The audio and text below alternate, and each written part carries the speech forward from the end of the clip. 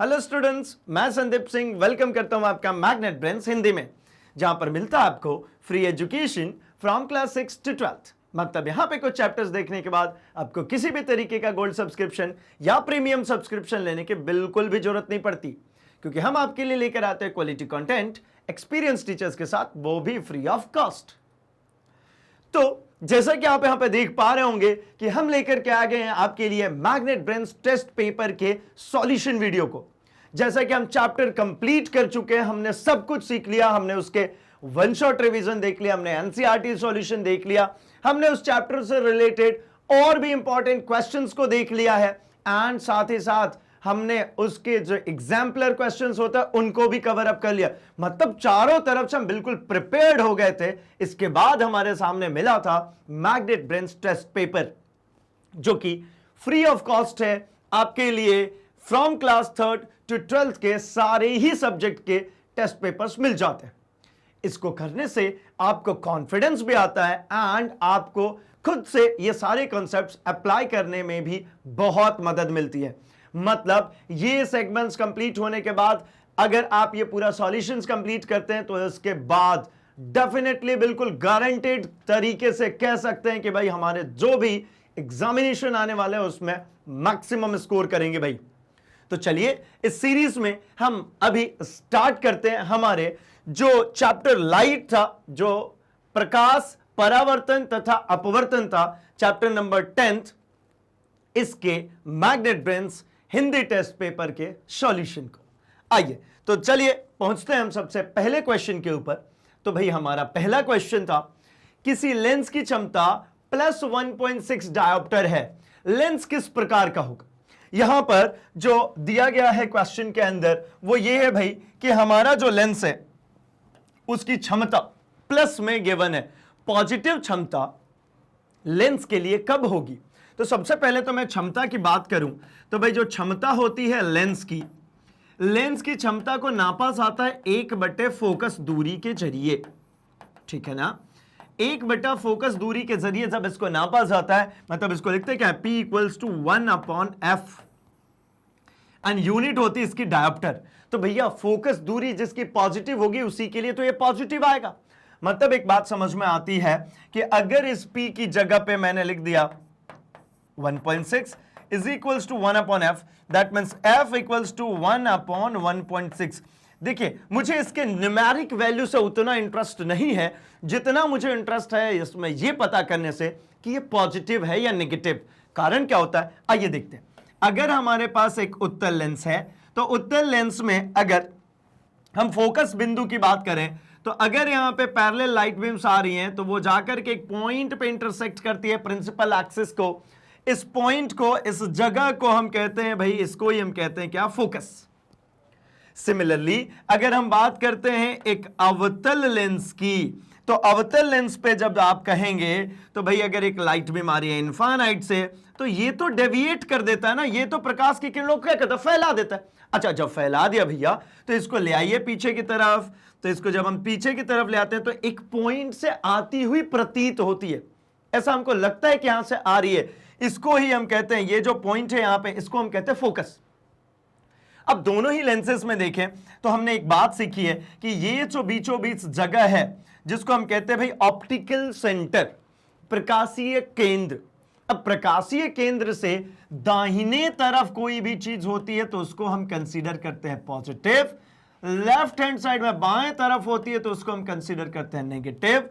तो मतलब यहां पे अगर मैं बात करता हूं अवतल लेंस की, तो अवतल लेंस में अगर आप देख पा रहे होंगे तो ये जो फोकस है वो तो लेफ्ट हैंड साइड पे है भाई। तो मतलब इसका जो फोकस दूरी है वो नेगेटिव है। इसका मतलब ये समझ में आता है कि इसका पावर भी कैसा होगा, नेगेटिव होगा। जबकि यहां पर हम बात करें तो यहां पर आपको दिख रहा है कि ये राइट हैंड साइड में, मतलब फोकस कैसा गया, पॉजिटिव। अगर फोकस पॉजिटिव है इसका मतलब पावर भी कैसा होगा, पॉजिटिव। अगर इस लेंस की क्षमता पॉजिटिव गिवन है इसका मतलब ये लेंस कौन सा होगा भाई, तो ये जो लेंस है ये हमारा उत्तल लेंस, क्योंकि अवतल लेंस में फोकस नेगेटिव, काल्पनिक होता है। उत्तल लेंस का जो फोकस होता है वो वास्तविक होता है, और राइट हैंड साइड पे बनता है पॉजिटिव बनता है। तो आंसर क्या हो जाना चाहिए भाई, क। ठीक है, चलिए आगे बढ़ते हैं हम अपने क्वेश्चन नंबर 2 की तरफ एंड इसकी चर्चा हम करेंगे। तो यहां पे कह रहे हैं भाई कि अवतल लेंस सदैव प्रतिबिंब बनाता है। देखिए अवतल लेंस हमेशा कैसा प्रतिबिंब बनाएगा, तो जैसे कि हमने अभी जस्ट देखा कि इसका फोकस बिंदु किधर होता है भाई, लेफ्ट हैंड साइड पे। मतलब अगर यहां पर भी कोई ऑब्जेक्ट होगी तो इस ऑब्जेक्ट के लिए दो किरणें, जब कभी हम किरण आरेख बनाते हैं तो दो किरणें चलती हैं। एक किरण जाती है पैरेलल टू प्रिंसिपल एक्सिस, जो निकल जाती है और हमें प्रतीत होती है कि आ रही है फोकस से। एंड सेकेंडरी जो लाइट बीम बनती है वो जाती है इसके ऑप्टिकल सेंटर से, तो गुजारी है। तो ऑप्टिकल सेंटर से जो लाइट बीम जाती है वो निकल जाती है बिना डेविएट हुए। इन दोनों किरणों के कटान बिंदु पर, इस जगह पर हमको मिलता है क्या भाई, यहां पर मिलता है प्रतिबिंब। तो ये था मेरा ऑब्जेक्ट ए बी, ये मेरा बन गया image A dash B dash. And आप देख पा रहे होंगे कि हमेशा ही ये ऑब्जेक्ट से जो प्रोजेक्शन जाएगा वो नीचे की ही तरफ जाएगा। तो जब भी इमेज बनेगी इससे बड़ी कभी नहीं बन सकती, क्योंकि इन दोनों रेखाओं का कटान बिंदु अधिकतम मैं बात करूं तो यहां हो सकता है, जबकि यहां पर तो वो पहुंचेगा नहीं, कटेगा ही नहीं, क्योंकि इनके कटान बिंदु हमेशा इस बिंदु के, मतलब ये जो पैरेलल लाइन जा रही है इसके नीचे होगा, इसके नीचे होगा। इसका मतलब हमेशा ही जो प्रतिबिंब बनेगी वो कैसी बनेगी, सीधी बनेगी, काल्पनिक बनेगी और छोटी बनेगी। कैसा है भाई, सीधा बना है ना, बी ऊपर है, देखिए बी डैश ऊपर है, मतलब सीधा हो। आभासी बनेगी, क्योंकि ये लाइट बीम एक्चुअल में नहीं कट कर रही है, आभासी रूप से काट रही है, तो आभासी बनेगी, ठीक है, और छोटी बनेगी। तो क्या क्या कह रहे हैं भाई ऑप्शन में, देखिए छोटा वास्तविक तथा उल्टा, बड़ा आभासी तथा सीधा, छोटा आभासी तथा सीधा। तो भाई देखिए छोटा है, बिल्कुल है, आभासी है, बिल्कुल आभासी है, ये डॉटेड लाइन से बना है, रियल में ये लाइट बीम यहां पे कट नहीं कर रही है। एंड सीधा है क्या, तो बिल्कुल है ना सीधा, देखिए विडास ऊपर है, तो आंसर कौन सा हो जाना चाहिए भाई, ग। ठीक है, चलिए तो इसका आंसर जो है ये भाई ग, अवतल लेंस से जो बनेगा ये ग है। ठीक है, ये यहां पे गलत है भाई, ग आंसर है इसका, छोटा आभासी तथा सीधा। ठीक है, चलिए आगे बढ़ते हैं हम अपने अगले क्वेश्चन की तरफ। अगला क्वेश्चन है हमारा, दिए गए आकृति में परावर्तन कोण का मान क्या होगा। यह आकृति दी गई, एक डायग्राम दिया गया, यहाँ पे परावर्तन कोण का मान क्या होगा। परावर्तन कोण का मान, जब कभी हम दर्पण की बात करते हैं तो हमने यही पढ़ा है कि भाई आपतन कोण बराबर होता है परावर्तन कोण के। तो यहां पे आपतन कोण कितना है उसका अगर आइडिया मिल जाए तो हम यहां पे परावर्तन कोण भी ज्ञात कर लेंगे। तो मैं यहां आपतन और परावर्तन कोण से पहले आपको एक छोटी सी बात याद दिला देता हूं। अगर ये वृत्त है तो वृत्त के केंद्र से इस परिधि को जोड़ने वाली लाइन, जिसको हम कहते हैं भैया त्रिज्या, ये त्रिज्या सदैव यहां पे अगर देखेंगे तो यहां पे बनाती है स्पर्श रेखा के साथ में। इस बिंदु पे अगर बात करूं तो ये कितने डिग्री का कोण बनाती है भाई, 90 डिग्री का, 90 डिग्री का, मतलब ये हमेशा यहां पे समकोण होता है। तो अगर मैं ऐसा कह रहा हूं कि भाई त्रिज्या हमेशा परिधि पर समकोण है, अर्थात वक्रता केंद्र, अगर इसको मैं उठा करके क्या बना दो भाई, मिरर, मैंने इतना रख लिया, तो इस मिरर का जो केंद्र है ये हो गया केंद्र। अब इस केंद्र से मैं एक त्रिज्या ड्रॉ करूंगा तो ये भी तो इसके ऊपर कैसा होगा, परपेंडिकुलर। अगर मैं इसी लाइन को यहां ज्वाइन करता हूं तो ये भी यहां पे क्या होगा, परपेंडिकुलर। तो मतलब अगर यहां पे दिख रहा है कि थीटा आई आपतन कोण का मान 90 डिग्री है, तो इसके बराबर ही होगा ना परावर्तन कोण, मतलब थीटा आर। तो थीटा आर भी कितना हो जाएगा, वो भी 90 डिग्री। यानी ये लाइट बीम जो केंद्र से होकर के जाती है उसी लाइन पे जाएगी और उसी लाइन पे वापस आ जाती है। तो इसीलिए इसका आंसर क्या हो जाएगा भाई, इसका आंसर हो जाएगा क, 90 डिग्री। आपतन कोण 90 डिग्री तो परावर्तन कोण भी 90 डिग्री। क is the correct answer. Fine, now moving to question number 4th question की हम बात करें तो यहां कह रहे हैं कि आपको जल, तारपीन का तेल, बेंजीन तथा केरोसिन दिया गया। मतलब अलग अलग हमको 3-4 लिक्विड्स दिए गए, एक जल दिया, तारपीन तेल दिया, बेंजीन दिया, केरोसिन दिया, 4 तरीके के लिक्विड दिए गए हैं। इनमें से किस माध्यम में समान कोण पर तिरछी आपतित कोई प्रकाश किरण अधिक मुड़ेगी। मतलब इन तीनों जगहों पे अगर हम बात करें तो तीनों में जो आपतन कोण है वो समान है। मतलब अगर जल में बात करें, ये रहा जल में आपतन कोण, ये रहा मेरा सिमिलरली तारपीन में, इसी तरीके से मेरा आपतन कोण जो है ये हो गया बेंजीन में, और ऐसा ही आपतन कोण है वो है मेरा केरोसिन में। तो कह रहे किस में मुड़ाव ज्यादा, भाई ये जल है, जल में ऐसा चला गया, अगर मैं इसमें बात करता हूं तो ये थोड़ी सी बेंड हो गई। अगर मैं इसमें बात की, ये हमारा बेंजीन था, इसमें ये बेंड हो गई। अगर मैं यहां पे बात कर रहा हूं तो इसमें ये बेंड हुई। मतलब कहने का मतलब है कि अलग अलग माध्यमों में ये क्या होती है भाई, प्रकाश एक माध्यम से दूसरे माध्यम में जाती है तो क्या हो जाती है, मुड़ जाती है। और जब मुझे पता है कि भाई कोई किरण वायु से चल करके आ रही है और लिक्विड में आ रही है, ये जल भी लिक्विड है, तारपीन का तेल लिक्विड है, बेंजीन लिक्विड है, केरोसिन लिक्विड है, अगर कोई चीज चल करके लिक्विड में आ रही है मतलब वो डेंसर मीडियम में आ रही है, वो सघन माध्यम में आ रही है। और विरल से जब सघन माध्यम में जाते हैं तो अभिलंब की ओर झुक जाती है। तो जो जितना ज्यादा सघन होगा उसमें उतना ज्यादा झुकाव होगा। एक बात समझिए, जो प्रकाश है वो छोटे छोटे कणों से मिलकर के बना है, और ये छोटे छोटे कण जो चल करके जा रहे हैं जिस किसी भी माध्यम से, उस माध्यम के कण ही अगर पास पास हो जाए, बहुत घना सकरा जगह हो, तो उसमें से जब कोई चीज जाएगी तो उसकी गति कम हो जाएगी ना, गति कम होगी तो झुक जाएगा। आप ऐसा समझिए सिंपली, हम एक बाइक पे बैठे हुए और जा रहे हैं, ठीक है भाई, और इस संदर्भ में क्या होता है कि खुला रोड है, अपना दोस्त बाइक चला रहा है और हम ऐसा चल रहे हैं, तो हमने दोनों हाथ ऐसा फैलाया और ऐसे हवा में बिल्कुल लहराते हुए चले जा रहे हैं। अब क्या हुआ भाई, तो भीड़ भाड़ वाला इलाका आ गया, थोड़ी सी डेंसिटी बढ़ गई, घनत्व तो बढ़ गया, सघन हो गया, तो भी आप ऐसे हाथ ऐसे लहराते हुए जा पाएंगे क्या? तो कहेंगे नहीं, मैं क्या करूंगा, मैं अपनी तरफ इसको समेट लूंगा। ऐसा तो नहीं ऊपर कर लेते हैं ऐसा हाथ, नहीं, हम इसको क्या कहते हैं, हम अपनी तरफ समेट लेते हैं। अपनी तरफ समेटने का मतलब यह हुआ कि भैया यहां पे जब प्रकाश की बात करेंगे तो हम हो गए अभिलंब। ये प्रकाश की किरणें जो है ऐसी खुली हुई आ रही थी, जैसी सघन माध्यम में गई, जहां घनत्व मीडियम का बढ़ गया, वैसे क्या हुई, ये अभिलंब की ओर झुक जाती। अच्छा, वो भीड़ भाड़ वाला इलाका खत्म हुआ, अगेन अपने हाथ ऐसे फैल गए और ऐसा फिर से लहराते हुए जा रहे। मतलब क्या समझ में आ रहा है कि यहां पर जैसे ही घनत्व बढ़ेगा माध्यम का, वहां पे प्रकाश की चाल घट जाएगी और वो किरणें अभिलंब की ओर मुड़ जाएंगी। एंड जहां पर वो फिर विरल हो जाए, मतलब मॉलिक्यूल्स दूर दूर चले जाए उस माध्यम के, तो वहां पे ये वापस से अभिलंब से दूर हट जाएगी। तो सबसे ज्यादा जो गाढ़ा होगा उसमें ज्यादा झुकाव होगा। तो इन सभी में सबसे ज्यादा गाढ़ा जो है वो बेंजीन है।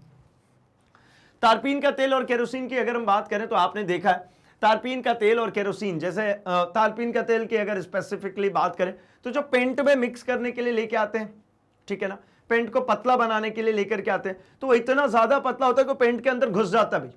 अब पानी से पेंट को धुल करके देखिए, नहीं धुलता है, जबकि तारपीन के तेल से धुलिए धुल जाता है। केरोसिन भी लगभग उसी के बाद पास की डेंसिटी होती है, ठीक है ना, और जल इनसे कंपैरेटिवली थोड़ा गाढ़ा होगा। जबकि हम बेंजीन की बात करें तो ये सबसे ज्यादा गाढ़ा होगा।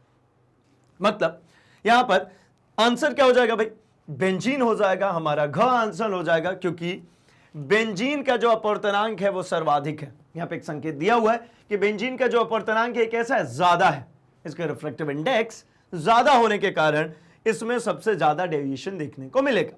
Now moving to question number 5, और यहां कह रहे हैं आवर्धन के मान में ऋणात्मक चिन्ह क्या दर्शाता है। अगर हम बात करते हैं कहीं पे मैग्निफिकेशन की, तो मैग्निफिकेशन के संदर्भ में नेगेटिव साइन किस बात को बताता है। तो भाई जब मैग्निफिकेशन में हम नेगेटिव साइन की बात करते हैं तो ये हमको बताता है कि वो प्रतिबिंब जो है वो वास्तविक है। कैसे, आइए, अगर मैंने ऐसा डायग्राम बनाया और ये इधर जाके कट गई, अब देखिए हाइट ऑफ ऑब्जेक्ट ऊपर और ये हाइट ऑफ इमेज नीचे, इस केस में कैसा आएगा भाई, तो अगर हाइट ऑफ ऑब्जेक्ट को आप पॉजिटिव लेते हो तो हाइट ऑफ इमेज को कैसा लेना पड़ेगा आपको, नेगेटिव, वास्तविक है।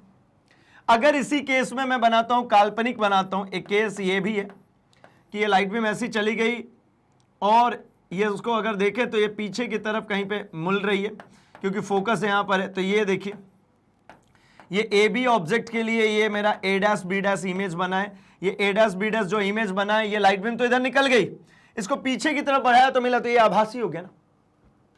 यहां पे ये रहा हाइट ऑफ ऑब्जेक्ट, ये रहा हाइट ऑफ इमेज, इन दोनों में देखिए दोनों ऊपर है, मतलब height of object upon height of image की बात हम height of image upon height of object की बात करते हैं भाई, है ना। तो ये नेगेटिव हो जाता है।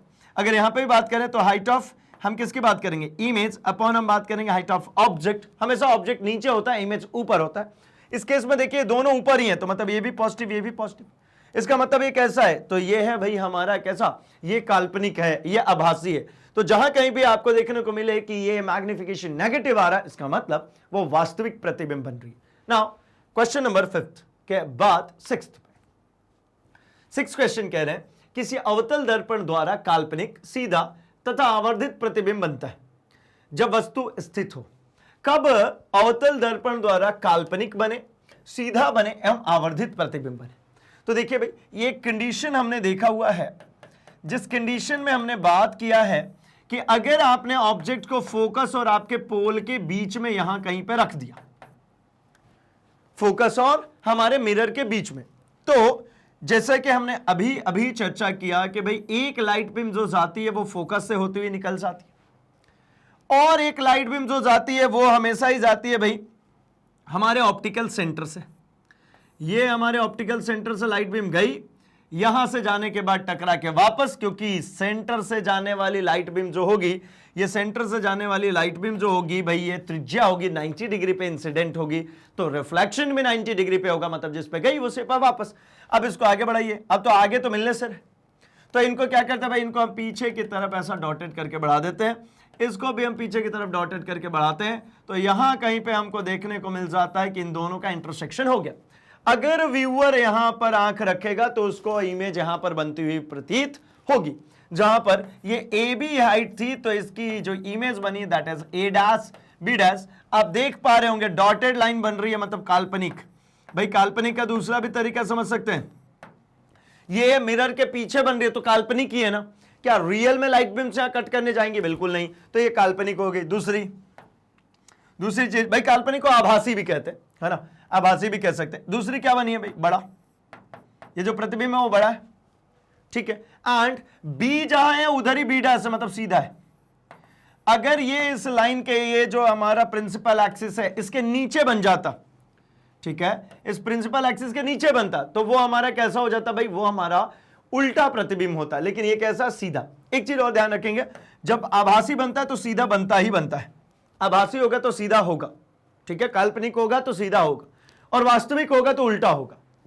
तो चलिए आते हैं बात कहां पे होगा भाई, तो ये जब फोकस और पोल के बीच में होगा, दर्पण के फोकस, दर्पण तथा फोकस के बीच, फोकस तथा वक्रता केंद्र ना, वक्रता केंद्र पर ही ना, वक्रता केंद्र से परे ना। वक्रता केंद्र पर होता है तो वक्रता केंद्र पर ही इमेज बनती है, समान साइज की बनती है। वक्रता केंद्र और फोकस के बीच में होती है अगर इमेज, तो फिर उसकी प्रतिबिंब जो बनती है वो सेंटर के, मतलब वक्रता केंद्र के परे बनती है और बड़ी बनती है। इस केस में वक्रता केंद्र से परे हो तो छोटी बनती है, और सेंटर और फोकस के बीच में बनती है।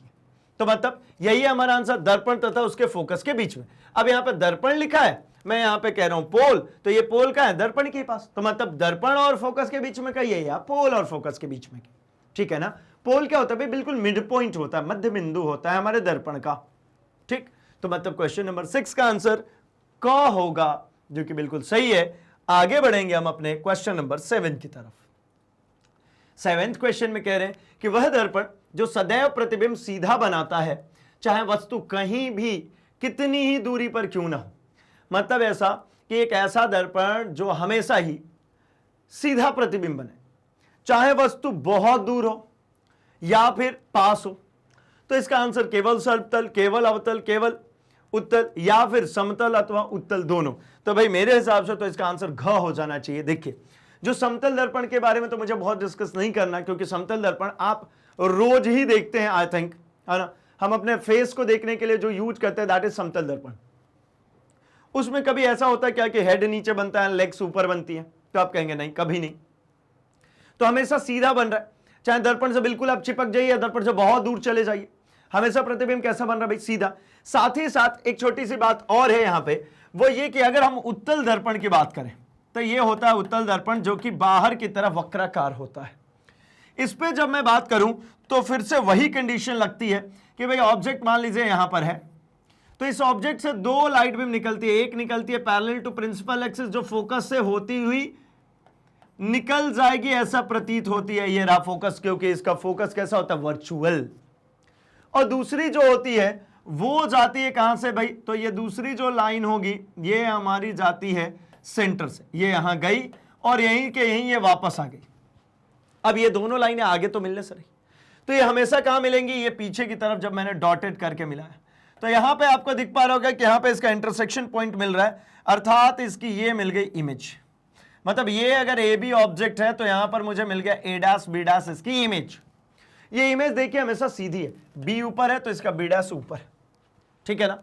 कैसा है भाई, बी ऊपर तो इसका बी डैश ऊपर, मतलब हमेशा सीधा बन रहा, मतलब उत्तल में तो है और समतल में आप तो रेगुलर ही अपने आप को देखते हैं। तो आंसर क्या हो जाएगा भाई, आंसर नंबर घ बिल्कुल करेक्ट है। चलिए तो बढ़ जाते हैं हम अपने अगले क्वेश्चन पे, क्वेश्चन नंबर 8 पे। 8th क्वेश्चन में कह रहे हैं चित्र में किसी प्रकाश किरण को माध्यम ए, देखिए माध्यम ए नीचे बी ऊपर है, बी में गमन करते दर्शाया गया है, माध्यम ए के सापेक्ष बी माध्यम का अपवर्तनांक क्या है। तो देखिए अगर हम यहां पे अपवर्तनांक निकालना चाहते हैं तो म्यू इक्वल्स टू होता है भाई, ठीक है, म्यू इक्वल्स टू अपवर्तनांक के लिए साइन आई अपॉन में साइन आर। अपवर्तनांक यही होता है भाई, sine angle of I upon sine angle of R. तो sine I upon sine R अगर मैं निकालूं यहां पे तो आप देखिए साइन आई, आई कौन होगा भाई, आपतन कोण कौन होगा, तो ये 60 डिग्री। अभिलंब तो ये है ना, इस अभिलंब के साथ में जो कोण बनेगा वो क्या है, ये आपतन कोण है। तो यहां पे अभिलंब के साथ में जो कोण बन रहा है ये कोण है हमारा 60 डिग्री का। और इसके बाद ये लाइट बीम गई, इसने आपतन के साथ ये कोण बनाया और ये इधर से निकल गई, तो ये अपवर्तन के साथ में कितना भाई, मतलब अभिलंब के साथ में अपवर्तित किरण कितना बने रही, 45 डिग्री। तो मतलब ये जो कोण है ये हो गया मेरा आई, ये हो गया मेरा आर। रखते हैं ना, आइए साइन 60 अपॉन साइन 45 वैल्यूज अगर रखें तो साइन 60 होता है √3 upon 2, sine 60 degree √3 upon 2 and sine 45 is 1 upon √2। अगर इसको हम सॉल्व करें तो ये हो जाता है √3 अपॉन 2 इंटू ये 1 अपॉन √2, ऊपर जाके क्या बन जाएगा, √2 अपॉन में 1।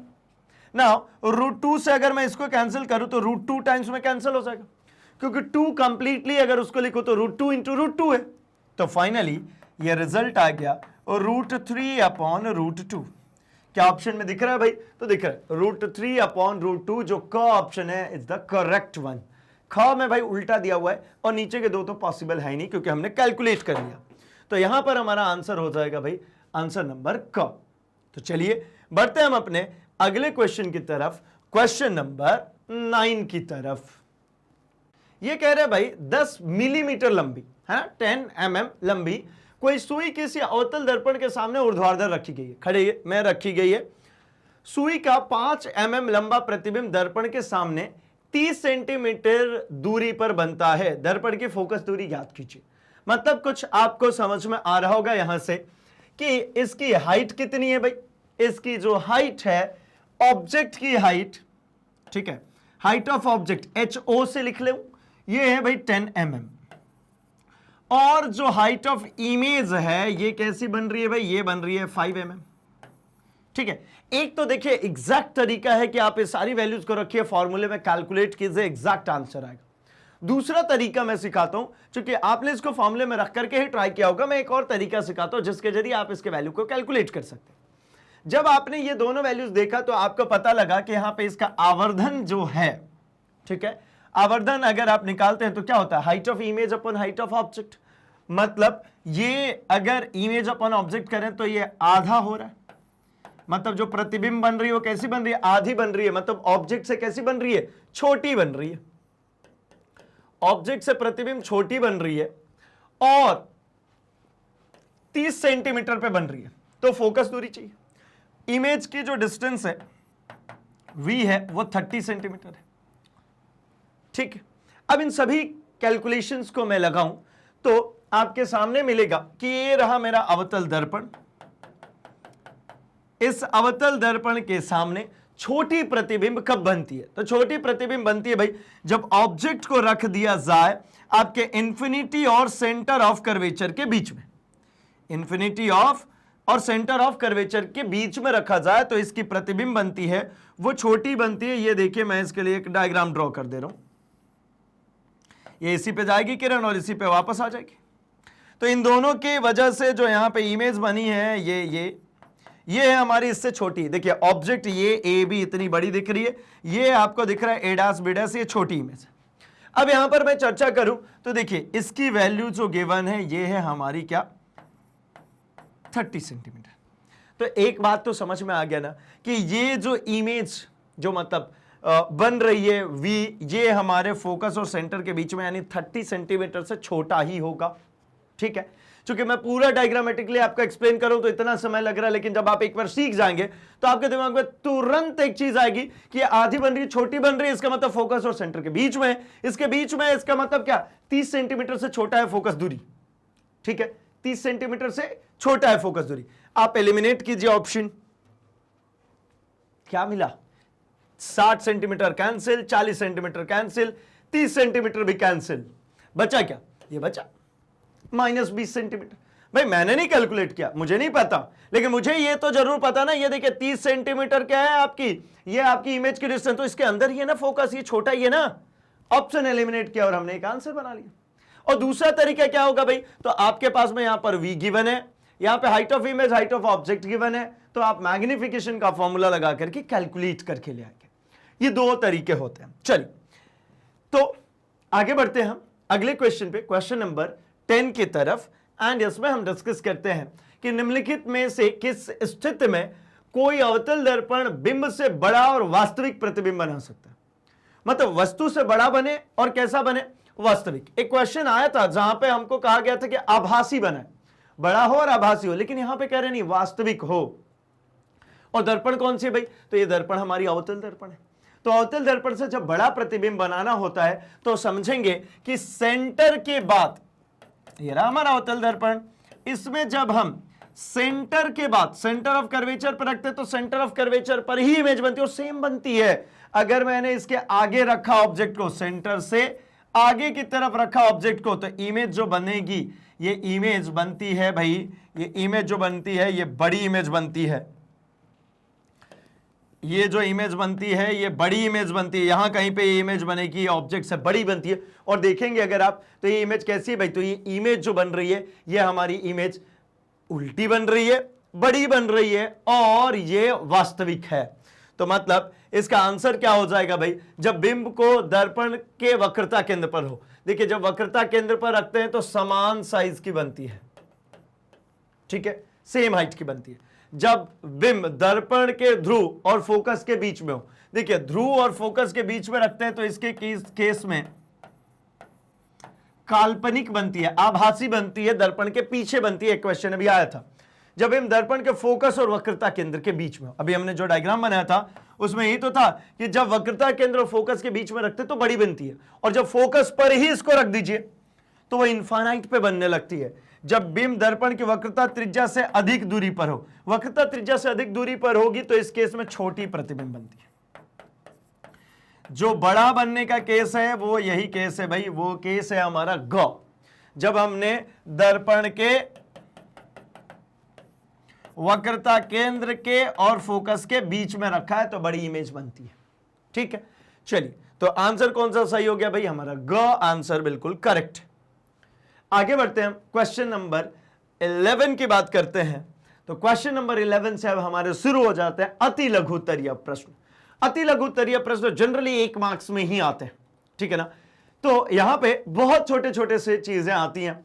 तो जो आपको पेपर में दिया गया था वो यही था कि प्रकाश क्या है, सिंपल सी डेफिनेशन, प्रकाश क्या है भाई, तो प्रकाश जो है ये बहुत ही छोटे छोटे पार्टिकल से मिलकर के बना है, और इसका जो संचरण का तरीका है वो तरीका है कैसा भाई, तरंगीय। ये तरंगों के माध्यम से ऐसा चलता है, ऐसा ये तरंगीय माध्यम, इस तरीके से प्रकाश चलते जाता है भाई, ठीक है ना। तो ये एक प्रकार की ऊर्जा है ना। ये अल्टीमेटली जो ये चल रहा है ये एक इलेक्ट्रोमैग्नेटिक वेव है, ठीक है ना। ये इलेक्ट्रोमैग्नेटिक वेव के तरीके से ही चलता है, जो क्या करता है भाई, अगर हमारी आंखों पे पड़े तो हमको सेंसेशन होती है कि हमको कोई प्रकाश या कोई वस्तु दिख रही, ठीक है। मतलब आंखें इस किरण के लिए, इस ऊर्जा के लिए सेंसिबल पार्ट है हमारी बॉडी में। तो मतलब प्रकाश एक विशिष्ट प्रकार के विद्युत चुंबकीय विकिरण, रेडिएशन है भाई, इलेक्ट्रोमैग्नेटिक, जो हमारे नेत्रों में देखने की संवेदना प्रदान करता है। इसके गमन के लिए किसी माध्यम की आवश्यकता नहीं होती है, इसको चलने के लिए नहीं चाहिए मीडियम, क्योंकि मैंने क्या कहा, ये बहुत ही छोटे छोटे कणों से मिलकर के बनी हुई है। अब इसके पास खुद ही द्रव्यमान है, तो ऊर्जा को एक जगह से दूसरी जगह तक ले जाने के लिए 2 कंडीशन है, या तो कैरियर दीजिए, कैरियर मतलब जो उस ऊर्जा को ले ग्रहण करे और एक जगह से दूसरी जगह ले जाए, या फिर आप एक काम कीजिए कि उसको ही द्रव्यमान दे करके उसको फायर कर दीजिए तो वो पहुंच जाएगा भाई। तो मतलब इसके पास खुद का द्रव्यमान होता है, यानी इसको मीडियम की आवश्यकता नहीं होती है। ठीक है, जहां पे कैरियर की रिक्वायरमेंट होती है उसको मीडियम चाहिए होता है, जैसे साउंड एनर्जी उसको मीडियम चाहिए होता है, लेकिन लाइट एनर्जी के लिए कभी इसको मीडियम की रिक्वायरमेंट नहीं होती। चलिए तो बढ़ते हैं हमारे अति लघु तरीके सेकेंड नंबर पे, क्वेश्चन नंबर 12 पे। प्रकाश किरण किसे कहते हैं? देखिए, प्रकाश किरण की अगर हम बात करें तो प्रकाश किरण ऐसा है कि प्रकाश की एक सरल रेखीय पथ को किरण कहते हैं। मैं यहां पे आपको एक चीज एक्सप्लेन करना चाहता हूं, किरण किसको कहते हैं, सिर्फ इतनी की बात को। तो देखिए, ये ज्योमेट्री से मैं आपको एक्सप्लेन करूं तो किरण एक ज्योमेट्रिकल स्ट्रक्चर है बेसिकली, जिसका एक डॉट है और दूसरा जो है वो अनंत तक जलता जाएगा, मतलब इधर कोई लिमिट नहीं है। इसका दूसरा आता है, वो आती है भाई रेखाखंड। अब रेखाखंड क्या, तो नाम से ही क्लियर है कि भाई ये इधर से भी एंड हो जाएगा और एक इधर से भी एंड हो जाएगा, मतलब दोनों तरफ क्या है, फाइनाइट डिस्टेंस है। यानी ये एक बिंदु, मतलब यहां पर भी ये फिक्स हो गई और इधर साइड से भी फिक्स हो गई, यानी रेखा का खंड। और जब हम बात करते हैं सिर्फ रेखा की तो ये ऐसा हो जाता है, मतलब इधर भी नॉन टर्मिनेटिंग, इधर भी नॉन टर्मिनेटिंग, इधर भी कहीं तक जा सकता है, इधर भी कहीं तक जा सकता है, इसलिए इसको हम क्या कहते हैं, रेखा। इसको कहते हैं लाइन, इसको कहते हैं लाइन सेगमेंट, और इसको कहते हैं हम रे। ये क्या भाई, ये हमारा रे, ये हमारा हो जाता है लाइन सेगमेंट, और ये नॉर्मली हमारी लाइन। ये लाइन का ही सेगमेंट है, इसी रेखा का ये क्या खंड है, जिसके दोनों ही एंड्स फिक्स हो जाएंगे वो रेखा खंड कहलाएगी। दोनों ही एंड्स फिक्स नहीं है, अनंत तक जाएगी तो ये रेखा कहलाएगी। एक एंड फिक्स है, दूसरा नहीं है, तो उसको रे कहते हैं, किरण कहते हैं। प्रकाश में इसको क्यों यूज करते हैं, क्योंकि मान लीजिए ना यहां पे टॉर्च जल रहा है, तो इस टॉर्च के पीछे थोड़ी लाइट होगा, जो भी होगा सामने होगा, वो कहां तक जाएगा, अनंत तक जाएगा। तो इसीलिए इसको हम कहते हैं क्या भाई, इसको हम कहते हैं प्रकाश के केस में भी प्रकाश किरण, क्योंकि प्रकाश इसी के रूप में चलती है। मतलब एक सरल रेखीय पथ जिसका एक एंड पॉइंट होगा और दूसरा नॉन टर्मिनेटिंग पॉइंट है, मतलब वो अनंत तक जाती जाएगी, इसी को हम कहते हैं क्या भाई, प्रकाश किरण। आगे बढ़ता हूं मैं, क्वेश्चन नंबर 13 की बात करते हैं, और यहां पे कहने भाई परावर्तन किसको कहते हैं। अब परावर्तन का मतलब क्या होता है, बाउंसिंग बैक, टकरा के वापस लौटना। परावर्तन का मतलब है कि अगर प्रकाश किरण किसी समतल सतह से किसी ठोस सतह कह लीजिए, या फिर कोई ऐसी सतह कहिए जो कि अपारदर्शी है, जिसके आर पार लाइट बीम नहीं जा पाएगा, उस सतह से टकरा के जब वापस लौट आता है, तो इसी फिनोमिना को हम प्रकाश का परावर्तन कहते हैं। ठीक है, प्रकाश का किसी सतह से टकरा कर लौटना ही प्रकाश का परावर्तन कहलाता है। मतलब किसी सतह से प्रकाश किरणों का वापस उसी माध्यम में लौटना प्रकाश का परावर्तन कहलाता है। और इसके लिए हम एक तरीके से डायग्राम भी ड्रॉ करते हैं कि भाई ये हो गया मेरा एक ऐसा सतह जिस पे अगर कोई प्रकाश की किरण आपतित होगी, सपोज इस पे एक प्रकाश की किरण ये आपतित हुई, आपतन के फलस्वरूप ये टकरा करके वापस इसी माध्यम में चली जाती है, एंड जिस पॉइंट पर आपतित होती है वहां पर हम ड्रॉ करते हैं एक लंब, जिसको हम क्या कहते हैं भाई, ये हम कहते हैं इसको अभिलंब। ये हमारा है अभिलंब, ये हमारी कहलाती है परावर्तित किरण। और ठीक इसी प्रकार से जब हम यहां बात करते हैं तो ये कहलाती है हमारी आपतित किरण। ठीक है, ये आपतित किरण है, इधर हमारी परावर्तित किरण है, और ये हमारा अभिलंब। इनके बीचों बीच अगर हम बात करते हैं यहां पर, तो ये जो कोण बनता है थीटा आई और ये थीटा आर कहलाता है। इसको हम क्या कहते हैं भाई, आपतन कोण, इसको हम कहते हैं परावर्तन कोण। ठीक है ना।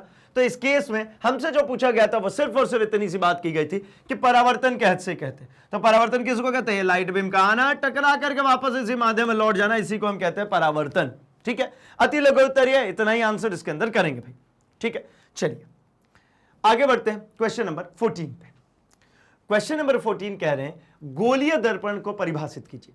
गोलीय दर्पण किसे कहते हैं? तो भाई नाम से क्लियर हो रहा है यहां पे क्या कह रहे हैं, गोलीय और दूसरी तरफ है दर्पण। गोलीय दर्पण मतलब क्या, एक ऐसा दर्पण जो वक्राकार हो, एक ऐसा दर्पण जो गोले से बनाया जाए। तो हम ऐसा समझते हैं कि हमने एक गोला लिया, इस गोले को हमने क्या किया भाई, तो इस गोले को हमने काट दिया कुछ इस प्रकार से, और हमने इसके बाहर क्षेत्र पे, इसके बाहर भाग पे यहां पे मैंने कर दिया क्या, पेंट। तो ये अंदर का भाग चिकना बन गया, अंदर का भाग परावर्तक बन गया, तो इसलिए इसको हम कहते हैं भाई अवतल दर्पण। ये क्या है अवतल दर्पण भाई, गोलीय दर्पण। या फिर इसको इस तरीके से काट लिया जाए और इसके अंदर के भाग को पेंट कर दिया जाए, बाहर का भाग चिकना हो जाए, तो इसको हम कह लेते हैं उत्तल दर्पण। तो गोलीय दर्पण क्या होता है भाई, तो गोलीय दर्पण मतलब एक गोले को इस तरीके से काट करके पेंट किया जाए कि उसका एक सतह क्या हो जाए भाई, एक सतह उसका परावर्तक हो जाए। मतलब ऐसे दर्पण जिनका परावर्तक पृष्ठ गोलीय है। ये परावर्तक पृष्ठ कैसा है, गोलीय है, तो इसी को हम क्या कहते हैं, गोलीय दर्पण कहते हैं भाई। चलिए तो आगे बढ़ते हैं हम अपने क्वेश्चन नंबर 15 पे, और यहां पे कह रहे हैं कि बिंब की वह स्थिति लिखिए जिसके लिए अवतल दर्पण से आभासी आवर्धित प्रतिबिंब बनता है। तो भाई अवतल दर्पण से आभासी और आवर्धित प्रतिबिंब बनने का एकमात्र केस है, वो केस क्या कहता है भाई, कि जब कभी हमने वस्तु को फोकस और पोल के बीच में रख दिया तो इसकी आवर्धित प्रतिबिंब बनती है। और कहां बनती है, तो ये दर्पण के पीछे बनती है। तो ये रहा, देखिए इसके लिए एक डायग्राम कि भाई एक किरण जो निकल के जाती है यहां से होकर के निकल जाएगी, इसको पीछे की तरफ हमने डॉटेड करके बढ़ाया, और जो सेंटर ऑफ कर्वेचर से जाती है वो तो 90 डिग्री पे जाती है और वापस इसी पर आ गई। जब इन दोनों किरणों को पीछे की तरफ इधर ज्वाइन करते हैं तो इनके ज्वाइनिंग पॉइंट पर हमको मिलता है क्या, यहां पर हमको मिलता है इसका आवर्धित प्रतिबिंब ए डैश बी डैश। एकमात्र केस क्या है भाई, तो एकमात्र केस यह है कि जब वस्तु को फोकस एवं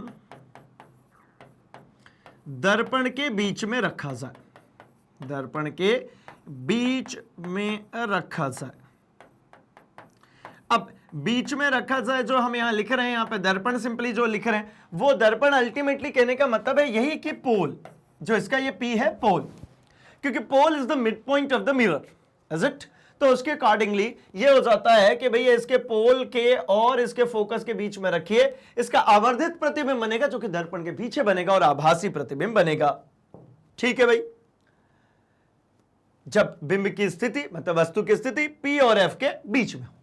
आगे बढ़ते हैं, क्वेश्चन नंबर 16 की बात करते हैं। अब यहां से हम देख रहे हैं हमारे लघुत्तरीय प्रश्नों को, ठीक है। अति लघुत्तरीय थे 1 मार्क, अब यहां से भाई 2 मार्क्स के एटलीस्ट ये क्वेश्चन से स्टार्ट होंगे। फाइन, तो बात करें समतल दर्पण द्वारा किसी बिंब के बनाए गए प्रतिबिंब की कोई 4 विशेषताएं लिखिए। अगर एक समतल दर्पण द्वारा कोई प्रतिबिंब बनाया जा रहा है तो उसकी 4 विशेषताएं बताइए। तो जरा हम पहले डिस्कस कर लेते हैं, फिर हम आंसर पे आएंगे। तो भाई समतल दर्पण मतलब जिसमें रोज हम अपने फेस देखते हैं, अपने आप को, है ना, अपने ग्रूमिंग के लिए जो हम देखते हैं उसकी हम बात करें, वहां पर क्या कवर करते हैं भाई, तो वहां पर हम देखते हैं कि हमारी जो इमेज बनती है वो सेम साइज की बनती है। जितना हम दर्पण से सामने खड़े होते हैं उतना ही दर्पण के पीछे बनती है। अब दर्पण के पीछे कोई प्रतिबिंब बनेगी तो कैसे होगी, आभासी होगी, मतलब आभासी बनती है, समान साइज की बनती है, कलर चेंज नहीं होता, और जो प्रतिबिंब बनता है वो सीधा बनता है लेकिन लेटरली इन्वर्टेड होती है, मतलब लेफ्ट का राइट, राइट का लेफ्ट होता, ऊपर का नीचे नहीं होता। ठीक है ना, इतनी सी प्रॉपर्टी हमको ज्ञात है। तो देखिए भाई, जो प्रतिबिंब बनती है पहली कैसी है भाई, तो सदैव आभासी प्रतिबिंब बनती। क्यों, क्योंकि हमेशा वो दर्पण के पीछे बन रही है। अब दर्पण की लेंथ तो आपने देखी है, उसकी विड्थ इससे ज्यादा नहीं होती भाई, है ना, मुश्किल से इतना दर्पण का विड्थ होता है, इससे ज्यादा नहीं है। इसके बावजूद भी आपको पीछे इमेज दिखती है कैसी, जितना वस्तु दूर है उतनी ही पीछे इमेज दिख रही है, तो मतलब वर्चुअल ही है ना। एक ही स्क्रीन पे आप एक साथ 2-2 इमेजेस देख सकते हैं क्या, तो आप कहेंगे शायद नहीं। लेकिन जब हम मिरर की बात करते हैं तो वहां पे हम पाते हैं कि सेम मिरर पे, ये जगह पे अगर मैं इधर से खड़ा होकर के देखूंगा तो मुझे उधर की इमेजेस दिखेंगी, और कोई उधर खड़ा होगा तो उसको इधर की दिखेगी, कोई सामने खड़ा होगा उसको सामने की दिखेगी। मतलब इसमें अगर 100 लोग देख रहे हो तो 100 के 100 लोग अलग अलग इमेजेस देख सकते हैं एट द सेम टाइम। तो ये तो आभासी हुआ ना, रियल चीज कभी ऐसा हो ही नहीं सकता।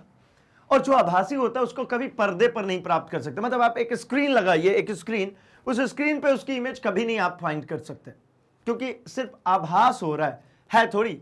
तो मतलब पहली चीज तो समझ में आए कि वो आभासी है।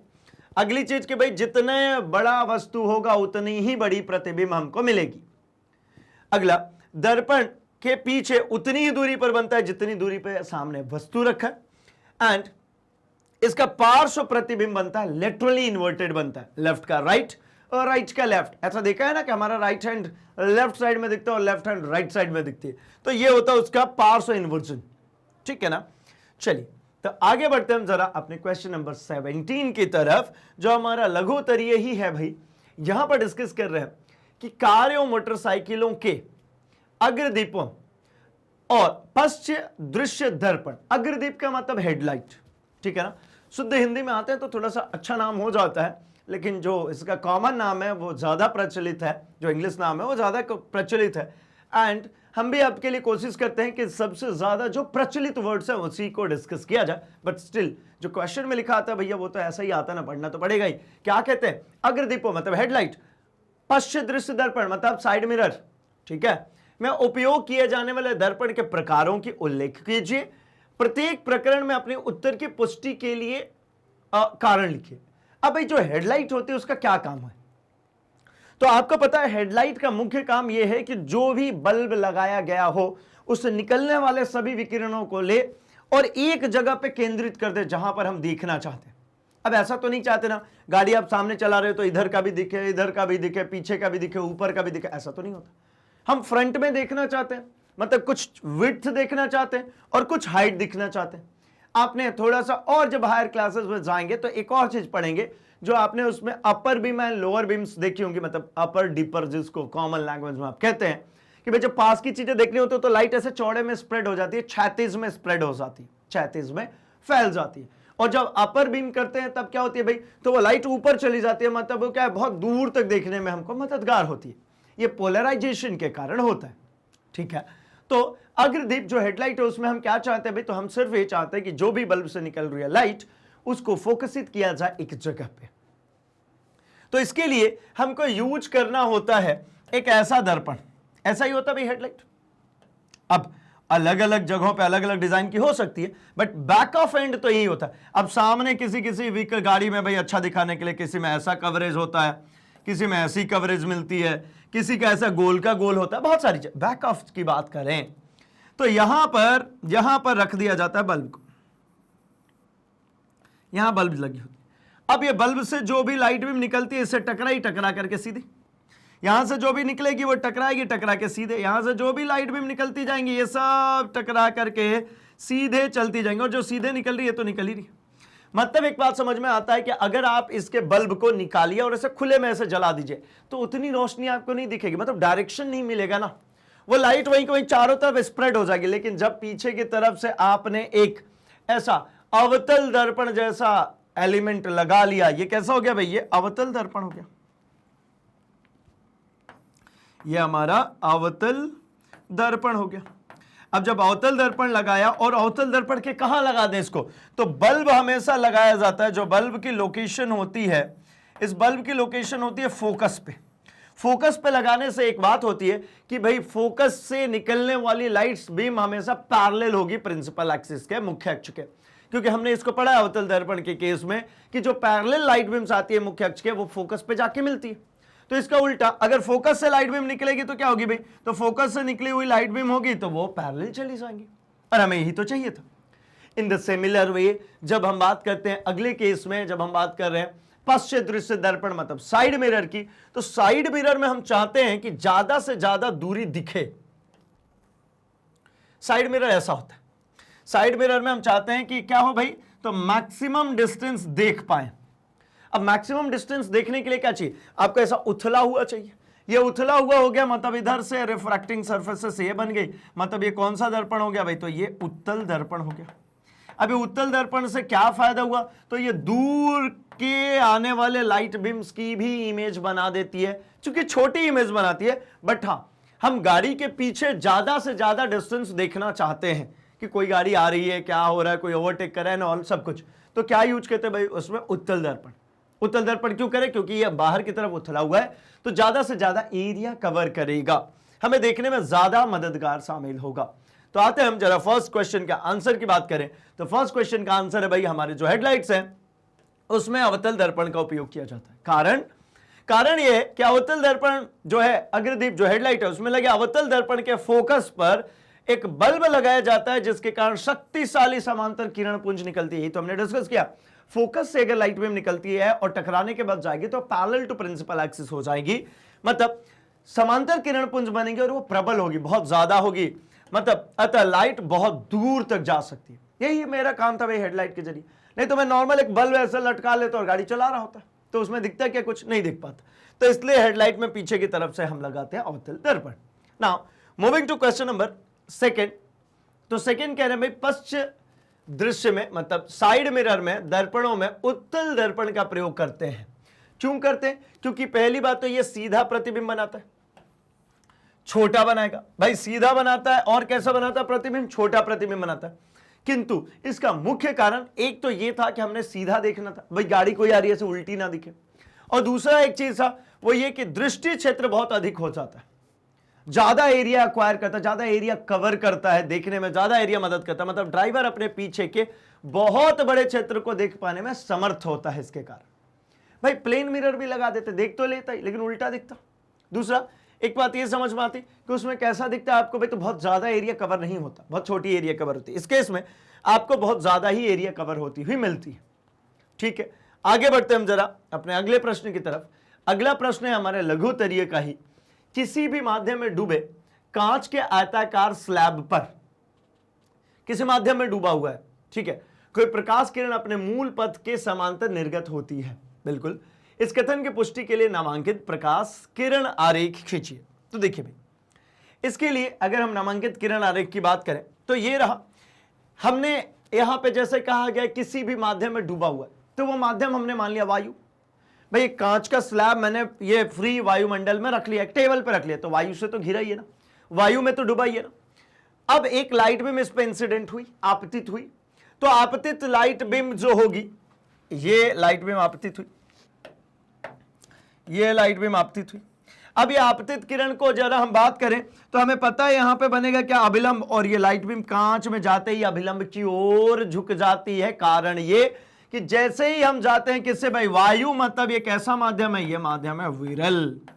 कांच का मतलब हो गया ये माध्यम हो गया हमारा सघन, और विरल से जब सघन में जाते हैं, ज्यादा घनत्व वाले जगह में अगर हम जाएंगे तो वहां पर डेंसिटी ज्यादा है, प्रकाश को चलने में तकलीफ होगी, उसकी स्पीड कम हो जाएगी, और स्पीड कम होगी तो ये अभिलंब की ओर झुक जाएगी। लेकिन पुनः जब ये वापस सघन से विरल में जाए, मतलब वापस फिर से क्या, इसको डुबाया था ना, डुबाया था मतलब क्या, ऊपर भी वायु था और नीचे भी क्या है, वायु है, तो ये अब अभिलंब से दूर भाग जाएगी। क्यों?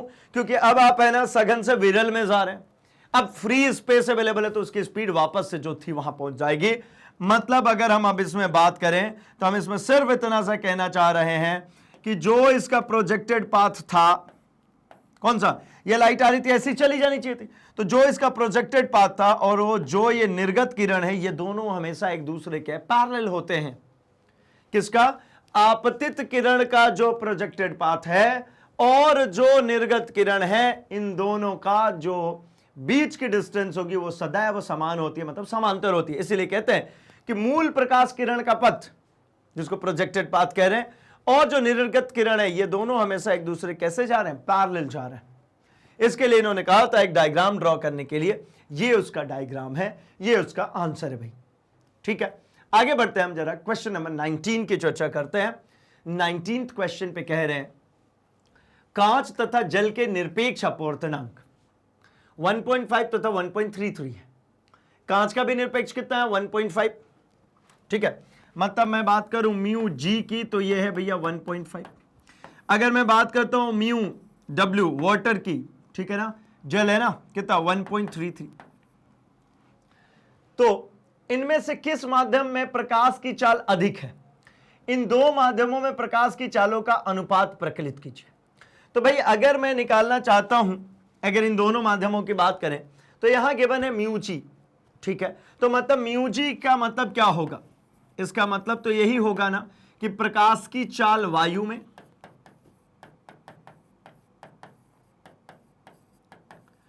अपॉन प्रकाश की चाल किसमें भाई,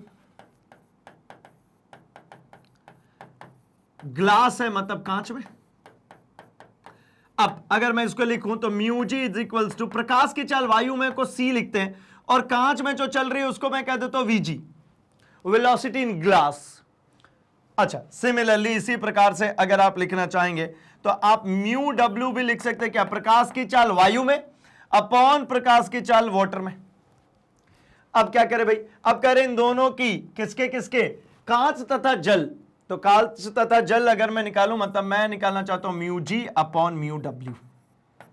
अब ये अपॉन ये अगर करेंगे तो क्या होगा बताइए, सी अपॉन वी जी अपॉन सी अपॉन वी डब्ल्यू। अगली लाइन में मैं अगर इसको लिखना चाहूं मैं इसके नीचे ही लिखता हूं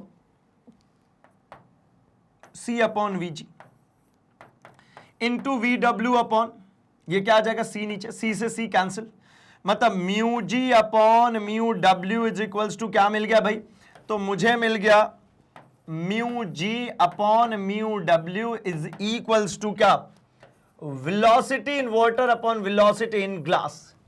ठीक है, इसका इसका वाटर के अंदर, पानी के अंदर चाल बटा में इसका कांच के अंदर चाल।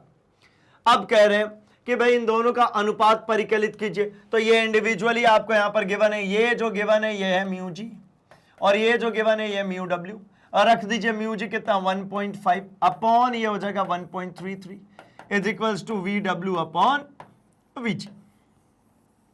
हो गया भाई, आंसर मिल गया। ठीक है ना, मतलब वी डब्ल्यू अनुपात V G is equals to 1.5 अनुपात 1.33, खत्म हो गया भाई। ठीक है, अब ऐसा भी करें किस माध्यम में प्रकाश की चाल अधिक है, तो प्रकाश की चाल भाई 1.5 किस में दिख रहा है आपको, आपको दिख रहा है जो वाटर है उसके अंदर में जो प्रकाश की चाल दिख रही है वो ज्यादा है। ग्लास में जो है ये कंपैरेटिवली कैसी हो गई, ग्लास में कम हो गई। ठीक है ना, वाटर में ज्यादा है, ग्लास में कम हो गई। वाटर लिक्विड है भाई, लिक्विड है तो उसमें ज्यादा है, ग्लास है उसमें कम है। ठीक, तो मतलब यहां से समझ में आ गया कि 19वें का आंसर भाई हमको यहां से क्लियर है। आप चाहें तो इसका स्क्रीनशॉट रख सकते हैं। हम बढ़ेंगे अपने क्वेश्चन नंबर 20 की तरफ, 20वें प्रश्न की तरफ। चलिए बात करते हैं हम अपने 20वें प्रश्न की। उसके पहले देखिए, कोई प्रकाश किरण एक पारदर्शी माध्यम से दूसरे पारदर्शी माध्यम में प्रवेश करते समय अपना पथ क्यों मोड़ लेती है। मतलब कोई प्रकाश किरण है जब एक माध्यम से दूसरे माध्यम में जाती है तो अपना पथ रास्ता क्यों मोड़ रही है। जैसा हमने कहा ना कि भाई जब कभी भी हमने इसके लिए एक एग्जांपल भी कंसीडर किया था कि हम अपने दोस्त के साथ बाइक पे बैठे हुए ऐसा हाथ फैलाए जा रहे हैं, जब तक रोड खाली है, बिल्कुल जगह है, अवेलेबल जगह है, विरल माध्यम है, आप दोनों हाथ ऐसे फैला के पीछे बैठे हुए जा रहे हैं। जैसे ही बाइक हमारी गुजरने लगी भाई किसी भीड़ भाड़ वाले इलाके से जहां पे घनत्व ज्यादा है, सघन एरिया आ गया, तो आप अपने हाथ को समेट लेते हैं अपनी तरफ। आप स्वयं को समझ लीजिए अभिलंब, आपके हाथ जो है ये विकिरण किरण। तो भाई ये जैसे ही आप सघन माध्यम में जाएंगे आप अपने हाथ को समेट लेते हैं अपनी तरफ, मतलब अभिलंब की ओर झुक जाता है। और जैसे ही वो घने माध्यम से आप फिर विरल में जाते हैं, फिर साफ सुथरा खुला रोड आ गया तो फिर से हाथ ऐसे फैल जाते हैं, फिर से लहराते हुए जा रहे हैं। मतलब क्या समझ में आता है भाई कि जैसे ही माध्यम का घनत्व ज्यादा हो जाता है प्रकाश की चाल कम हो जाती है, क्योंकि उस घनत्व में चलने में प्रकाश को दिक्कत होगी, प्रॉब्लम होगी भाई, टकराएंगे तो इनकी वेलोसिटी रिड्यूस हो जाएगी। और जब विरल हो जाएगा, जब माध्यम के कण दूर दूर होंगे तो ये टकराएंगे ही नहीं टकराएंगे तो इजीली मूव करेंगे, यानी ये अभिलंब से दूर चले जाएंगे। भाई प्रकाश भी छोटे छोटे कणों से मिलकर के बना है और ये कण किसी माध्यम के कण से टकराएंगे तो भाई इनकी स्पीड कम होगी ना। घनत्व तो ज्यादा होगा तो ज्यादा टकराएंगे, घनत्व तो कम होगा तो कम टकराएंगे, मतलब विरल होगा तो तेज जाएंगे और वह अभिलंब से दूर हटते जाएंगे। और जैसे जैसे हम सघन में बढ़ते जाएंगे, घनत्व तो ज्यादा करते जाएंगे, मॉलिक्यूल्स माध्यम के पास पास आते जाएंगे, हमारे कण टकराते जाएंगे, वेलोसिटी डाउन होती जाएगी, वो अभिलंब की ओर मुड़ते चले जाएंगे। ये इसका प्रमुख आंसर है, प्रमुख कारण है। क्या है भाई, तो देखिए प्रकाश की चाल भिन्न भिन्न पारदर्शी माध्यमों में भिन्न भिन्न होता है। जैसे प्रकाश की चाल विरल में सघन से अधिक होती, विरल है दूर दूर है तो तेज चलेगा, सघन है तो धीमे चलेगा, जिसके कारण प्रकाश किरण विरल में सघन माध्यम से जाने पर अभिलंब की ओर मुड़ जाता है, क्योंकि प्रकाश किरण धीमी हो जाती। अब अभिलंब की ओर झुक रहा है, मतलब प्रकाश किरण धीमे हो रहा है, भाई टकरा रहा है ना मॉलिक्यूल्स के साथ तो कम हो गया। इस प्रकार जब ये सघन माध्यम से विरल माध्यम में गमन करती है तो इसकी चाल बढ़ जाती है और यह अभिलंब से दूर चला जाता है। इसके लिए ये एक आरेख जो हमने अपवर्तन के लिए जो आरेख बात करी थी वो अपवर्तन के लिए आप आरेख भी लिखते जाएंगे तो इसके साथ में आपको पूरे मार्क्स मिलते जाते हैं। भाई डायग्राम जितनी जगह पे पॉसिबल हो जरूर ड्रॉ करते जाएं, जिससे कि आपके मार्क्स बूस्ट होते हैं। ये बिल्कुल पंचिंग हो जाती है कि नहीं भाई इतने नंबर का है तो ये तो मिलना ही मिलना है। क्यों मिलना?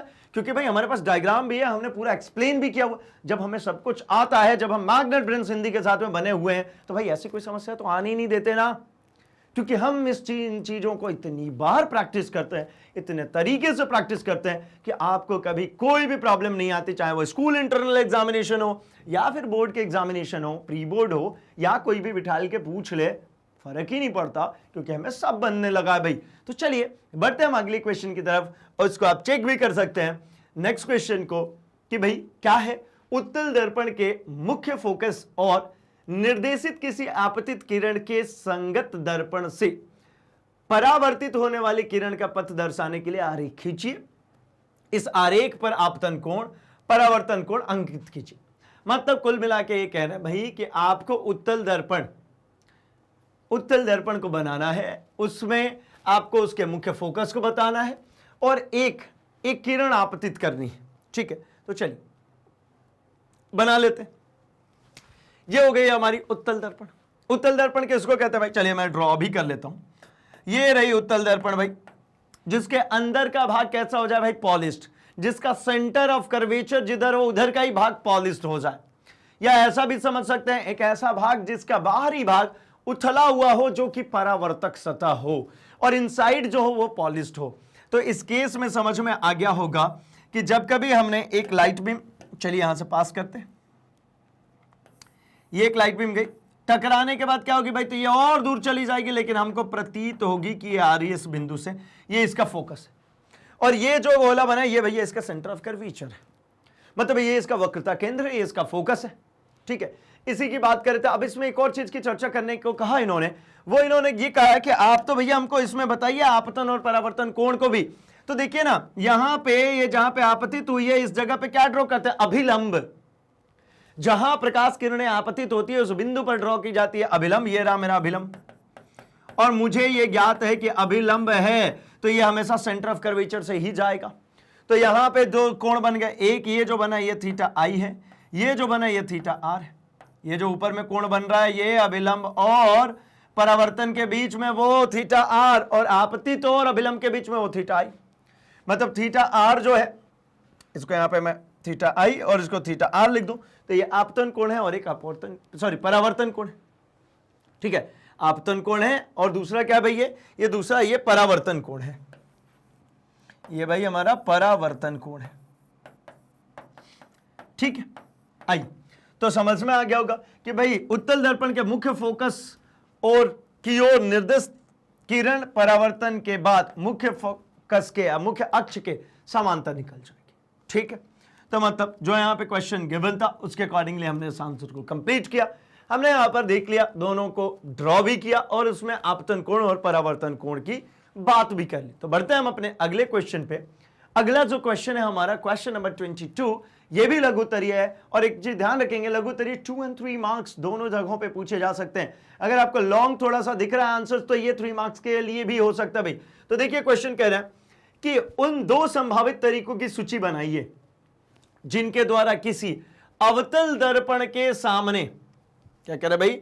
अवतल दर्पण के सामने स्थित किसी बिंब का आवर्धित प्रतिबिंब बनाया जा सकता है। इन दोनों प्रतिबिंबों के बीच यदि कोई अंतर हो तो उसका उल्लेख कीजिए। भाई देखिए, आवर्धित प्रतिबिंब 2 ही केसेस में बन सकते हैं हमारे उत्तल दर्पण से। एक वो केस होगा जब हम रखेंगे कहां? सेंटर और फोकस के बीच में, तो इसकी आवर्धित प्रतिबिंब बनेगी सेंटर और इन्फानाइट के बीच में। और दूसरा जो केस है वो केस ये है कि जब आप और आगे बढ़ जाइए, फोकस और पोल के बीच में रख दीजिए, तो इसकी भी आवर्धित प्रतिबिंब बनेगी, लेकिन ये आभासी प्रतिबिंब बनेगी। ये बनी ना प्रतिबिंब, लेकिन ये आभासी है।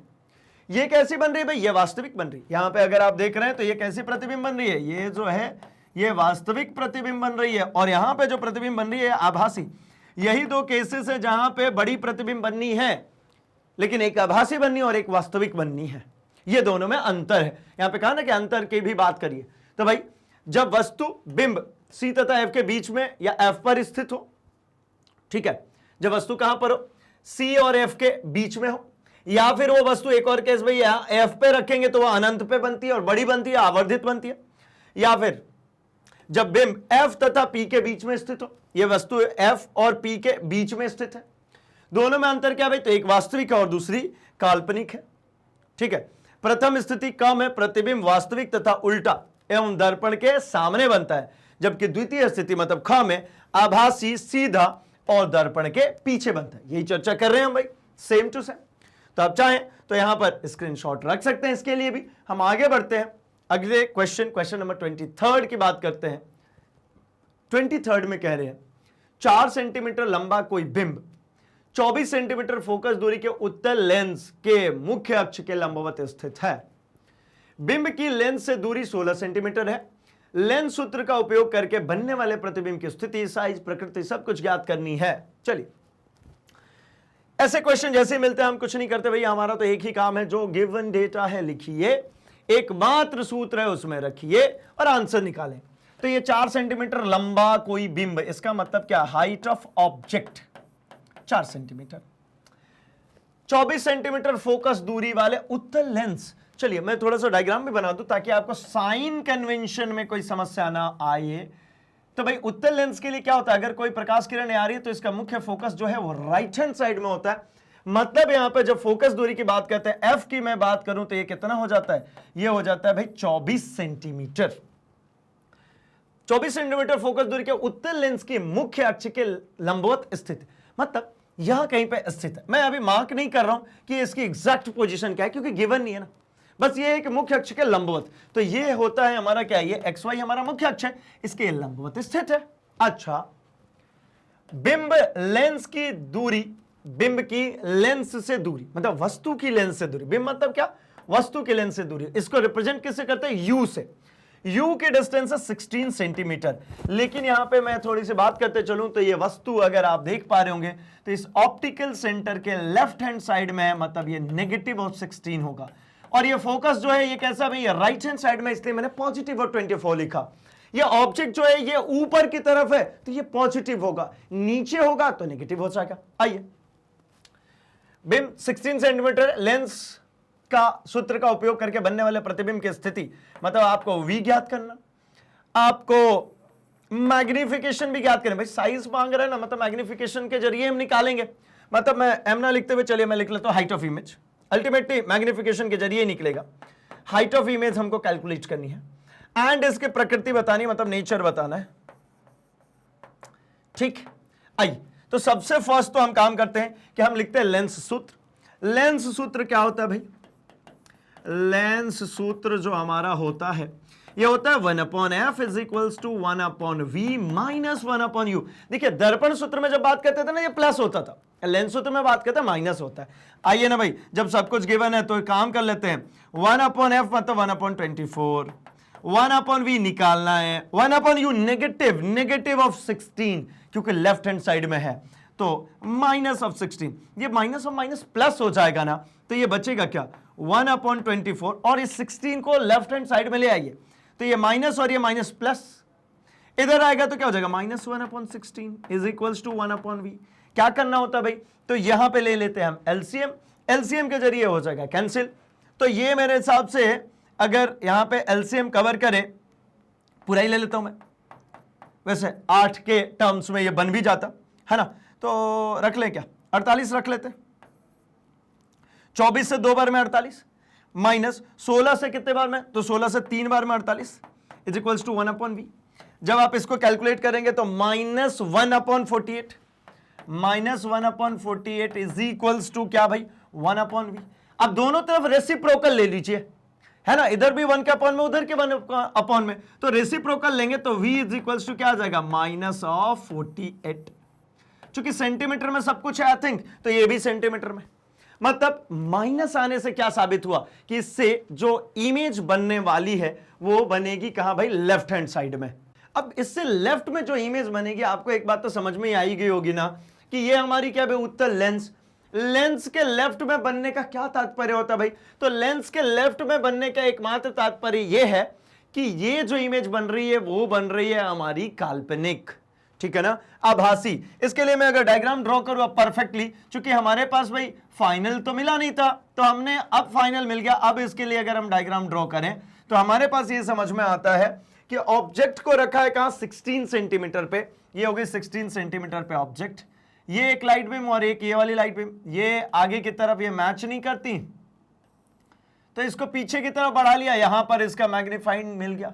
ये यहां से यहां तक में कितना है भाई, ये 16 है, और ये यहां से यहां तक में देखिए तो ये 48 हो गया।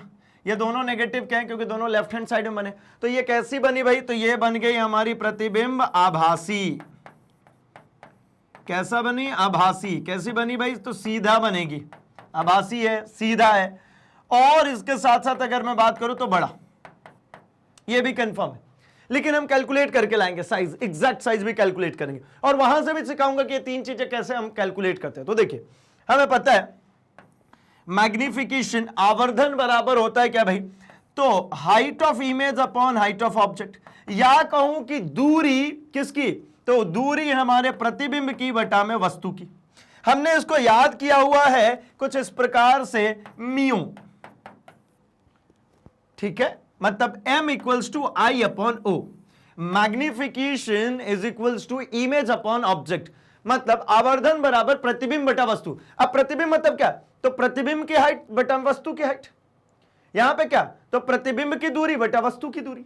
तो ऐसा करके हम याद रख लेते हैं इसको बस, और कोई चीज नहीं है ये। आगे बढ़ता हूं, तो देखिए यहां पर रखिए भाई height of image. Height of image कितनी है होगी, तो हाइट ऑफ इमेज मुझे कैलकुलेट करनी है, तो एच आई ऐसे ही रह गया। एच ओ की बात करें तो ऑब्जेक्ट देखिए ना, यहां पे 4 सेंटीमीटर गिवन था, तो इसको मैं रख लेता हूं क्या, 4 सेंटीमीटर। अच्छा, v -48 और u -16, ये सब कुछ कैसा हो गया भाई, तो ये दोनों ही, मतलब ये नेगेटिव से नेगेटिव कैंसिल आउट हो गया। तो फाइनली जो आपको मिला वो मिला height of image equals to, cross multiply कीजिए, 48 इंटू 4 अपॉन में 16। 16 से अगर आप इसको कैंसिल करते हैं तो 16 या 48, 4 से 3 बार में करेंगे तो ये कितना होगा, 12 सेंटीमीटर। अब बताइए भाई हाइट ऑफ ऑब्जेक्ट कितना, 4 सेंटीमीटर, इमेज कितनी, 12 सेंटीमीटर, 3 गुनी बड़ी। कितनी, 3 गुनी। अच्छा, इससे भी फर्क पड़ जाए, इससे भी समझ में आता है। ये 16 का कितना है, 3 गुना। आधा होता आधा आता, ये 3 गुना है, 3 गुना आया। तो ये भाई देखिए इमेज कितनी होगी, 12 सेंटीमीटर की, मतलब 3 गुनी बड़ी बनी है। यानी ये कैसी बनी है, प्रतिबिंब। प्रतिबिंब देखिए, अब यहां से आंसर कैसे निकालेंगे, ये तो मैंने पहले आपको एक आंसर निकाल के दिखा दिया। एक आंसर यहां से कैसे निकालेंगे, तो यहां से मुझे मैग्निफिकेशन कैसा समझ में आ रहा है भाई, ये एच आई जो इमेज आई है वो ऊपर ही आई, मतलब मैग्निफिकेशन यहां पे कैसा मिल रहा है मुझे, मैग्निफिकेशन पॉजिटिव मिल रहा है। ये m इक्वल्स लिखा था ना, देखिए सब कैंसिल हो, कैसा मिल रहा है, पॉजिटिव। पॉजिटिव मैग्निफिकेशन का मतलब होता है आभासी प्रतिबिंब, और नेगेटिव जब कभी मिलेगा तो उसका मतलब होता है वास्तविक प्रतिबिंब। तो ये आभासी हो गई। और मुझे 12 सेंटीमीटर दिख रहा है ना भाई कि हाइट ऑफ इमेज कैसी है, 4 की, और सॉरी ऑब्जेक्ट 4 सेंटीमीटर का और इमेज 12 सेंटीमीटर का, 3 गुना बड़ा। तो मतलब ये कैसा बन गया, बड़ा बन गया, आभासी है, बड़ा है। और एक बात देखिए, ये एच आई पॉजिटिव में आया है, इसका मान कैसा है, एच आई जो है ये कैसा है, पॉजिटिव। एच आई के पॉजिटिव आने का मतलब है कि ये प्रतिबिंब ऊपर ही बनेगी, नीचे नहीं बनेगी। अर्थात ये जो प्रतिबिंब है ये कैसा बन गया भाई, तो ये जो प्रतिबिंब बन रही है ना, ये प्रतिबिंब आभासी है, बड़ी है और सीधा बनी है। तो ये क्या हो जाएगा आखिरी, कि ये प्रतिबिंब कैसा, सीधा। और ये नेगेटिव होता तो कैसा बनता, उल्टा। क्योंकि एक लाइन तो याद ही रख लीजिए, आभासी है तो सीधा होगा और काल्पनिक है तो उल्टा, सॉरी आभासी है तो सीधा है और वास्तविक है तो उल्टा। वास्तविक तो उल्टा, आभासी तो सीधा। चाहे तो आप इसका स्क्रीनशॉट रख सकते हैं भाई, आपने अपने आप को मैच भी कर लिया होगा आपके आंसर। हम बढ़ते हैं अपने अगले क्वेश्चन, क्वेश्चन नंबर 24 की तरफ। ठीक है, 24th क्वेश्चन में कह रहे हैं निम्नलिखित प्रत्येक प्रकरण में अपवर्तित किरण का पथ दर्शाने के लिए किरण आरेख खींचिए। प्रकाश की कोई आपतित किरण किसी अवतल लेंस के प्रकाशिक केंद्र से गुजरती है, मुख्य अक्ष के समांतर है और मुख्य फोकस की ओर निर्देशित करती है। तो चलिए भाई इसके लिए काम करा जाए कि जितने भी ये 3 जो ऑप्शंस हमको गिवन है, एक प्रकाशीय केंद्र से गुजरती है तब के लिए, मुख्य अक्ष के समांतर है तब के लिए, और मुख्य अक्ष की ओर निर्देशित करती है तब के लिए, इसके लिए इमेज फॉर्मेशन हमको करना है। तो हम इमेज फॉर्मेशन कैसे करते हैं, इसके लिए एक छोटा सा काम करेंगे कि भाई हमें सब पता है कि कोई सी भी, चाहे वो आपतन अपवर्तित हो या फिर अगर ऐसा कहीं पर हो कि वो परावर्तित हो रही है। दोनों ही केसेस में, मतलब चाहे लेंस हो या फिर वो दर्पण हो, दोनों ही केसेस में जब हमको इमेज फॉर्मेशन बनाना होता है तो इमेज फॉर्मेशन बनाने के लिए हम एक काम करते हैं कि भाई दो किरण आरेख, मतलब दो लाइनें ड्रॉ करते हैं और वो दोनों लाइनें कुछ इस प्रकार होती हैं। अगर मैं इस केस में पर्टिकुलरली बात करूं तो देखिए ये हो गया मेरा अवतल लेंस। अब चूंकि मुझे जब कभी भी बनाना होता है तो मुझे एक लाइट बीम जो पैरेलल टू प्रिंसिपल एक्सिस जाती है वो क्या हो जाती है भाई, तो ये डाइवर्ज हो जाएगी, क्योंकि इस लेंस का काम ही होता है क्या, डाइवर्ज करना। ये डाइवर्ज हो गई, अगर पीछे की तरफ इसको ज्वाइन करते हैं किसी एक पॉइंट पे तो ये कहलाता है इसका फोकस पॉइंट। ठीक है ना, मतलब जो किरणें जाती हैं वो आगे जाने के बाद क्या हो जाती है, फैल जाती हैं। अब ये फैल तो गई लेकिन व्यूअर को थोड़ी ऐसा पता चलेगा, उसको तो लगेगा यहां से आ रही है, तो इसको इसलिए कहते हैं हम इसका फोकस पॉइंट। इसी तरीके से अगर मैंने एक लाइट बीम को इसके ऑप्टिकल सेंटर से गुजार दिया, ठीक है, प्रकाशिक केंद्र से, तो प्रकाशिक केंद्र से गुजरने वाली जो लाइन होती है बिल्कुल सीधी ऐसी कैसी निकल जाती है, उसमें कोई डेविएशन नहीं होता, वो कहीं जाकर के बेंड नहीं होती, वे लाइनें कहीं जाकर के फैलती नहीं है। मतलब अगर जो ऑप्टिकल सेंटर से जाएगा, जो प्रकाशिक केंद्र से जाएगा, वो सीधे चला जाएगा। तो जो हमारे पास देखिए प्रकाशिक केंद्र से गुजरती ये रही एक लाइन, अक्ष के समांतर है, तो देखिए ये अक्ष के समांतर आई थी, तो ये कहां से चली गई, ये डाइवर्ज हो गई, लेकिन हमें प्रतीत हो रही है कि ये फोकस से आ रही है। चलिए इसके लिए हम एक एक करके इमेजेस को देखते हैं। तो सबसे फर्स्ट प्रकाशिक केंद्र से गुजरने की जब बात करी जाएगी तो ये इमेज फॉर्मेशन होता है, जहां पे ये हमारा एक अवतल लेंस है। यहां पर मुख्य अक्ष के साथ में हमें F1 और F2 दो पॉइंट दे दिए गए हैं, मतलब इसके दोनों फोकस बिंदु गिवन है। अब क्या कर देते हैं भाई, तो मुझसे कहा जा रहा है कि प्रकाशीय केंद्र से गुजारनी है। अब चलिए प्रकाशीय केंद्र को देखें, तो प्रकाशीय केंद्र मतलब ये बिल्कुल इस लेंस का जो मध्य बिंदु है, बिल्कुल मिडिल पॉइंट है वो। अब एक लाइन, एक रे को इसके अकॉर्डिंगली इसके जरिए पास कर दीजिए, तो ये भाई सेंट्रल पॉइंट है, यहां पे कोई डेविएशन नहीं होता, यहां पे जाकर के प्रकाश किरणें फैलेंगी नहीं, ये सीधी की सीधी ही निकल जाएंगी। ठीक है, तो मतलब फर्स्ट जो है 24 के जो फर्स्ट क्वेश्चन है उसका ये रहा किरण आरेख। अगले की मैं अगर बात करूं, मुख्य अक्ष के अगर समांतर रखी हो तब की बात करें तो ये है, ये कहलाती है हमारी मुख्य अक्ष। ये जो F1 F2 लिखी हुई है इसको मैं XY से डिनोट कर दे रहा हूं। XY यहां पर जो है ये मुख्य अक्ष है। मुख्य अक्ष कौन होता है भाई, तो जो हमारे फोकस और ऑप्टिकल सेंटर को ज्वाइन करती हुई एक्सटेंडेड लाइन होती है उसको मुख्य अक्ष कहते हैं। इसके समांतर अगर कोई किरण जाएगी तो क्या होगी, डाइवर्ज होगी, लेकिन हमको प्रतीत होती है क्या आ रही है, कहां से, एक बिंदु से जिसको हम फोकस कहते हैं।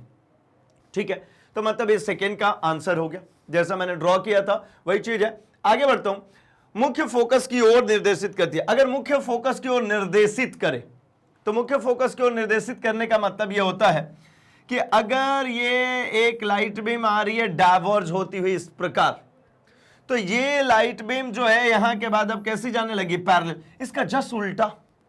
ठीक है, इसका जस्ट उल्टा। अगर मान लीजिए यहां पे आपने टॉर्च रखा था और यहां से ये लाइट बीम ऐसे होकर के गुजर रही थी, मैं कहता हूं अब आप यहां पे टॉर्च रखिए, तो ये टॉर्च यहां रखिए तो लाइट बीम इसी रास्ते पे होती हुई ऐसी गुजरेगी। तो इसी को कहते हैं भाई कि ये हमारा किसके है, तो ये मुख्य फोकस की ओर निर्देशित है, ये मुख्य फोकस की ओर निर्देशित है। ठीक, तो ये तीनों डायग्राम्स जैसा कि हमसे इसमें पूछा गया था उसको हमने देख लिया। आगे बढ़ते हैं हम अगले क्वेश्चन नंबर 25 पर। एंड क्वेश्चन नंबर 25 से हमारा प्रारंभ हो जाता है भाई दीर्घ उत्तरीय प्रश्न। ठीक है, अभी ये शॉर्ट आंसर टाइप था, यहां से अब लॉन्ग आंसर टाइप क्वेश्चन से स्टार्ट होते हैं। एंड लॉन्ग आंसर टाइप में आपको घबराने की बिल्कुल जरूरत नहीं है भाई। लॉन्ग आंसर टाइप में आपको सेम उसी तरीके के क्वेश्चंस दिए जाते हैं, बस चेंज क्या होता है यहां पे, तो यहां पर कुछ चेंजेस ऐसी आती हैं कि ये थोड़े से मल्टीपल क्वेश्चंस को कंसीडर करते हैं। ठीक है ना, जैसे यहां पर देखेंगे तो ये कई सारे क्वेश्चंस एक साथ जुड़े हुए हैं। ठीक है, एक सिंपल क्वेश्चन पूछने की जगह पे कई क्वेश्चंस पूछना शुरू कर देते हैं। और कुछ ऐसा नहीं होता कि भाई लॉन्ग आंसर टाइप है तो खूब सारा लंबा सा लिखना होगा ना, बिल्कुल नहीं। तो क्या करें, सबसे फर्स्ट क्वेश्चन को हम देखते हैं। इसके अंदर क ये कह रहे एक अवतल लेंस के प्रकाशिक केंद्र और अनंत के बीच रखे बिंब का प्रतिबिंब बनना दिखाने के लिए एक किरण चित्र बनाइए। ठीक, लेंस कौन सी है भाई, ये अवतल लेंस है। तो अवतल लेंस ये हो गई हमारी अवतल लेंस।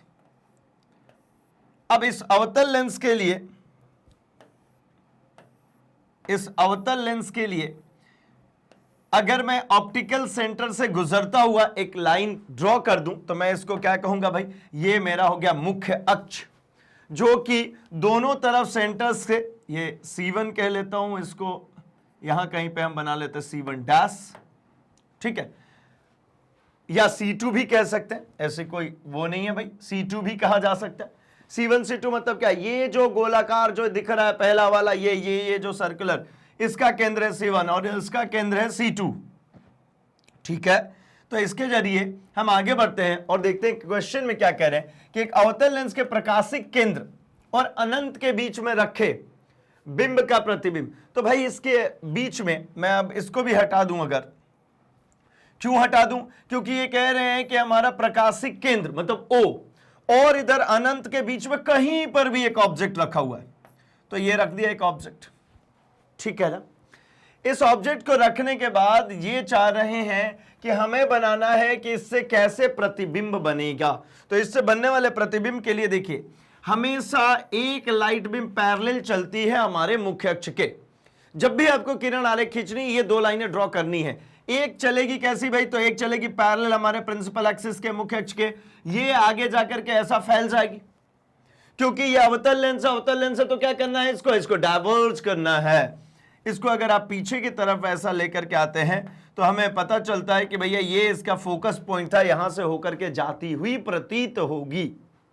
अच्छा, अब एक और लाइट बीम आएगी, ये लाइट बीम कैसी जाती है भाई, तो दूसरी लाइट बीम हमेशा इसके ऑप्टिकल सेंटर से होकर के गुजर जाती है, और ऑप्टिकल सेंटर से होकर जाने वाले लाइट बीम्स को कभी कोई बेंडिंग नहीं मिलता, ये डेविएट नहीं होती, ये नहीं फैलेंगी।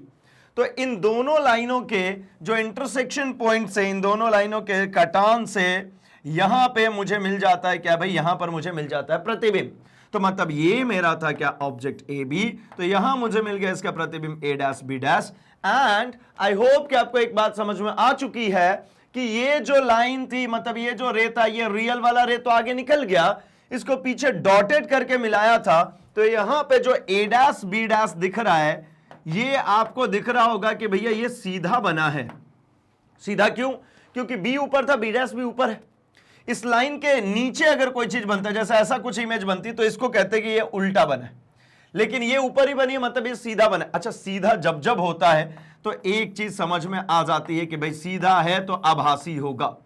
अभी पिछले क्वेश्चन में भी हमने एक जगह पे इस तरीके से याद भी किया, समझा भी कि जब जब वो सीधा होगा तो एक बात तय है, आभासी है। और आभासी होने का दूसरा प्रूफ, ये तो हम याद रख रहे हैं, दूसरा ये चीज है कि भाई ये डॉटेड लाइन है ना, ये हमारी जो डॉटेड लाइन है, इनकी वजह से, ये जो डॉटेड लाइन है इनकी वजह से इमेज बनी। तो ये डॉटेड लाइन एक्चुअल लाइन है क्या, नहीं।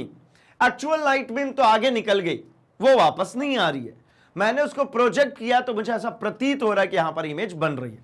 तो सीधा बना, आभासी बना, और कैसा बना भाई, तो ये इमेज जो बना है ये हमेशा ही छोटा बनेगा। ठीक, कहां बनेगा, तो हमेशा वस्तु की ओर बनेगा। कहां बनेगा भाई, तो हमेशा ये वस्तु की ओर बनेगा, ऑब्जेक्ट जिधर है इधर ही बनेगा। क्यों, क्योंकि देखिए ना, इसका इंटरसेक्शन, ये दोनों लाइनें यहां के बाद और फैलती चली जा रही, इन दोनों का कटान जो होगा वो हमेशा इधर ही होगा ना, आगे तो होने से रहा, इधर कहीं तो एक दूसरे से मिलेंगी नहीं ये लाइट बीम्स, तो जब भी होगा इधर ही होगा। और एक और बात, ये जो प्रोजेक्शन जो नीचे की तरफ दिख रही है इसी से होगा, तो इसकी मतलब एक चीज है कि छोटा ही बनेगा। ये फिक्स है कि जब भी अवतल लेंस की बात करेंगे तो अवतल लेंस में ये सीधा, आभासी, छोटा और वस्तु की ओर ही प्रतिबिंब बनेगा, फिक्स है। ठीक है, चाहे तो आप इसका स्क्रीनशॉट रख सकते हैं, क्योंकि हमारे पास में एक और क्वेश्चन है इसी के अंदर ख, क्योंकि हमने जैसा कि आपसे कहा था कि यहां पे जो लॉन्ग आंसर टाइप होते हैं, यहां पर हमारे पास मल्टीपल क्वेश्चंस आ जाते हैं। तो सेकंड क्वेश्चन, मतलब ख क्वेश्चन है यहां पे कि फोकस दूरी 15 सेंटीमीटर का एक अवतल लेंस, ध्यानपूर्वक देखेंगे क्या है भाई, अवतल लेंस अपने से 10 सेंटीमीटर की दूरी पर प्रतिबिंब बनाता है। ये तीन बिंदुओं को कैलकुलेट करना है। पहला क्या, लेंस से बिंब की दूरी। अच्छा, लेंस से बिंब की दूरी का मतलब क्या होता है भाई, तो हम यू से डिनोट करते हैं। वस्तु की जो दूरी होती है लेंस से, उसको किस चीज से डिनोट करते हैं भाई, हमेशा यू से।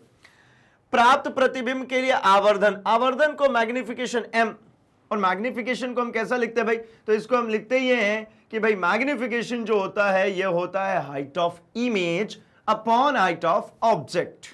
ठीक, आगे और बढ़ते हैं। प्राप्त प्रतिबिंब की प्रकृति, मतलब इसका नेचर बताना है। नेचर का मतलब क्या भाई? कि ये आभासी है या फिर ये वास्तविक है।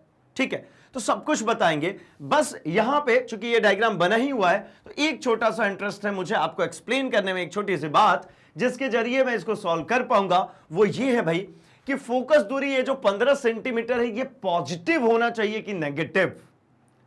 तो आपको ध्यान में होगा कि इस ऑप्टिकल सेंटर से, ये देखिए, ये ऑप्टिकल सेंटर से कुछ भी चीज अगर बाएं तरफ आ रही है, ऑप्टिकल सेंटर से कोई भी चीज अगर आ रही है भाई बाएं तरफ, यहां से अगर बाएं तरफ कुछ भी आ रही है तो ये सब नेगेटिव है, और इसी ऑप्टिकल सेंटर से दाहिने कोई भी चीज आएगी तो ये सब कैसा हो जाएगा? पॉजिटिव। तो एक बात तो समझ में आती है ना, जब अवतल लेंस की बात करिएगा तो ये फोकस हमेशा ही इमेजिनरी होगी, ये फोकस हमेशा ही काल्पनिक होगी, आभासी होगी, तो ये फोकस हमेशा ही नेगेटिव होगा।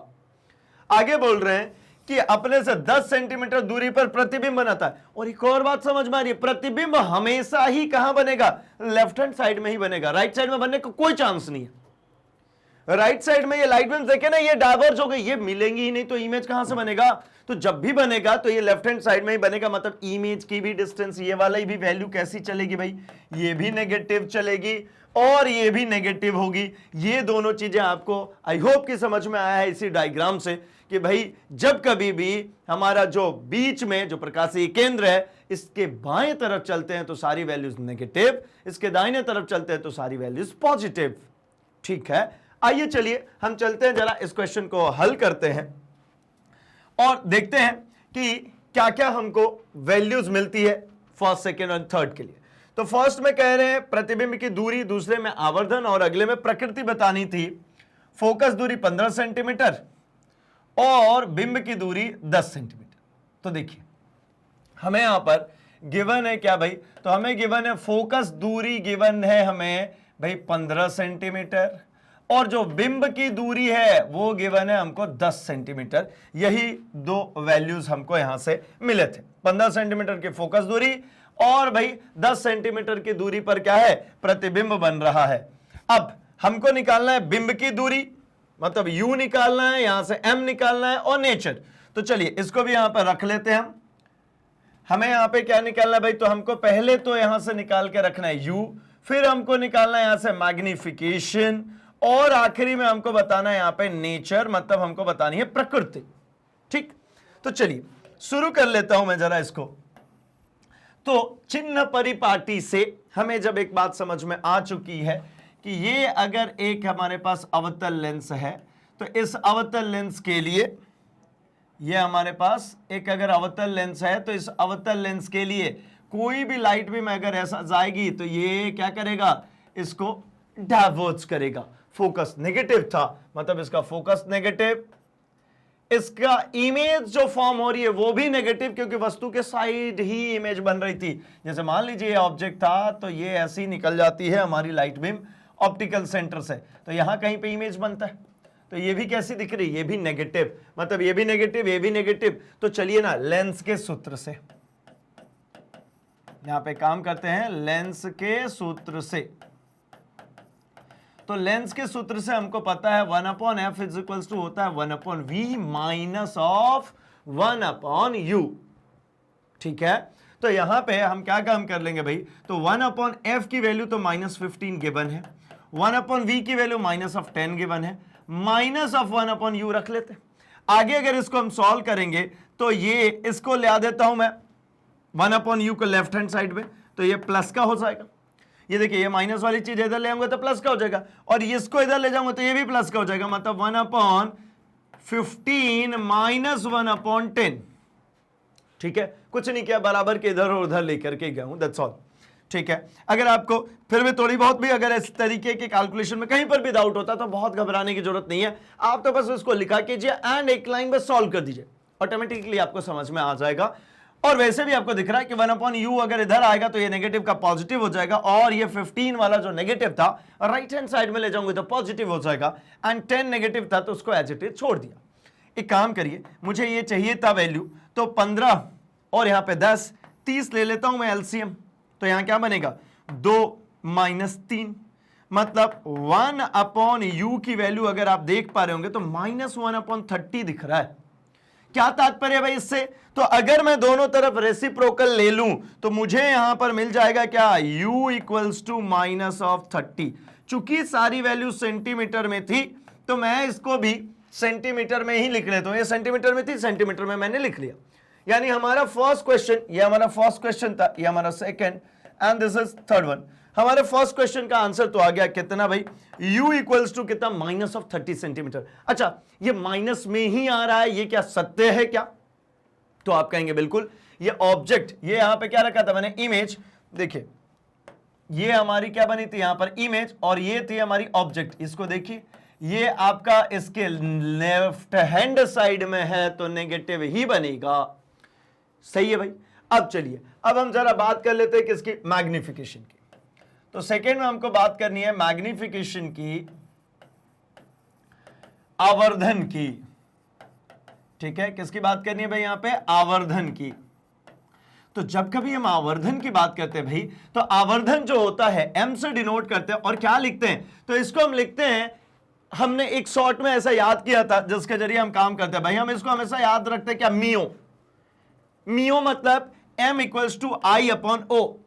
आई अपॉन ओ मतलब dimension of image upon dimension of object. अगर हाइट ऑफ इमेज से कंपेयर करना है तो यहां पे height of image upon height of object रख दीजिए, या फिर आप distance of image upon distance, distance of image upon distance of object भी रख सकते हैं। यहां पर v अपॉन u भी रख सकते हैं, सेम ही तो चीज हुई ना। ये रेशियो जो है इसी को हम कहते हैं क्या, मैग्निफिकेशन, आवर्धन। भाई जो आप जूम इन जूम आउट करते हैं वो क्या करते हैं, ये आपने ऑब्जेक्ट के रिस्पेक्ट में उस इमेज को बड़ा किया है या छोटा किया है, बस यही तो चलता है। आइए, तो m इक्वल्स टू क्या लिखूं मैं, तो यहां पर मुझे हाइट ऑफ ऑब्जेक्ट और हाइट ऑफ इमेज नहीं पता है, तो क्यों ना मैं एक काम कर लूं कि मैं लिख लूं क्या भाई, तो v अपॉन u। क्या अपनी मर्जी से, नहीं भाई, अभी हमने कहा इमेज अपॉन ऑब्जेक्ट करके हम याद रखते हैं। इमेज मतलब यहां पर क्या, distance of image upon distance of object रख रहे हैं। ये क्या है भाई, प्रतिबिंब की दूरी, प्रतिबिंब की दूरी बटा में वस्तु की दूरी। ठीक है, अब चलिए भाई, तो m इक्वल्स टू आपको क्या मिल गया, v कितना गिवन है, -10, u -30। ठीक है, v कैसा है भाई, ये हमको गिवन है -10, u कैसा गिवन है, -30। अगर इसको हम देखें तो ये जो मुझे मैग्निफिकेशन मिल गया है, कितना मिल गया, 1/3। m इज इक्वल्स टू कैसा, 1/3। इससे क्या तात्पर्य है भाई, तो इससे एक चीज पता चल रही है कि ये जो वैल्यू है वो 1 से छोटी है। देखिए, 2-3 बातें मैं यहां पे आपको सिखाऊंगा। 1/3 जो है ये छोटा है किससे, 1 से। अतः प्रतिबिंब जो है, प्रतिबिंब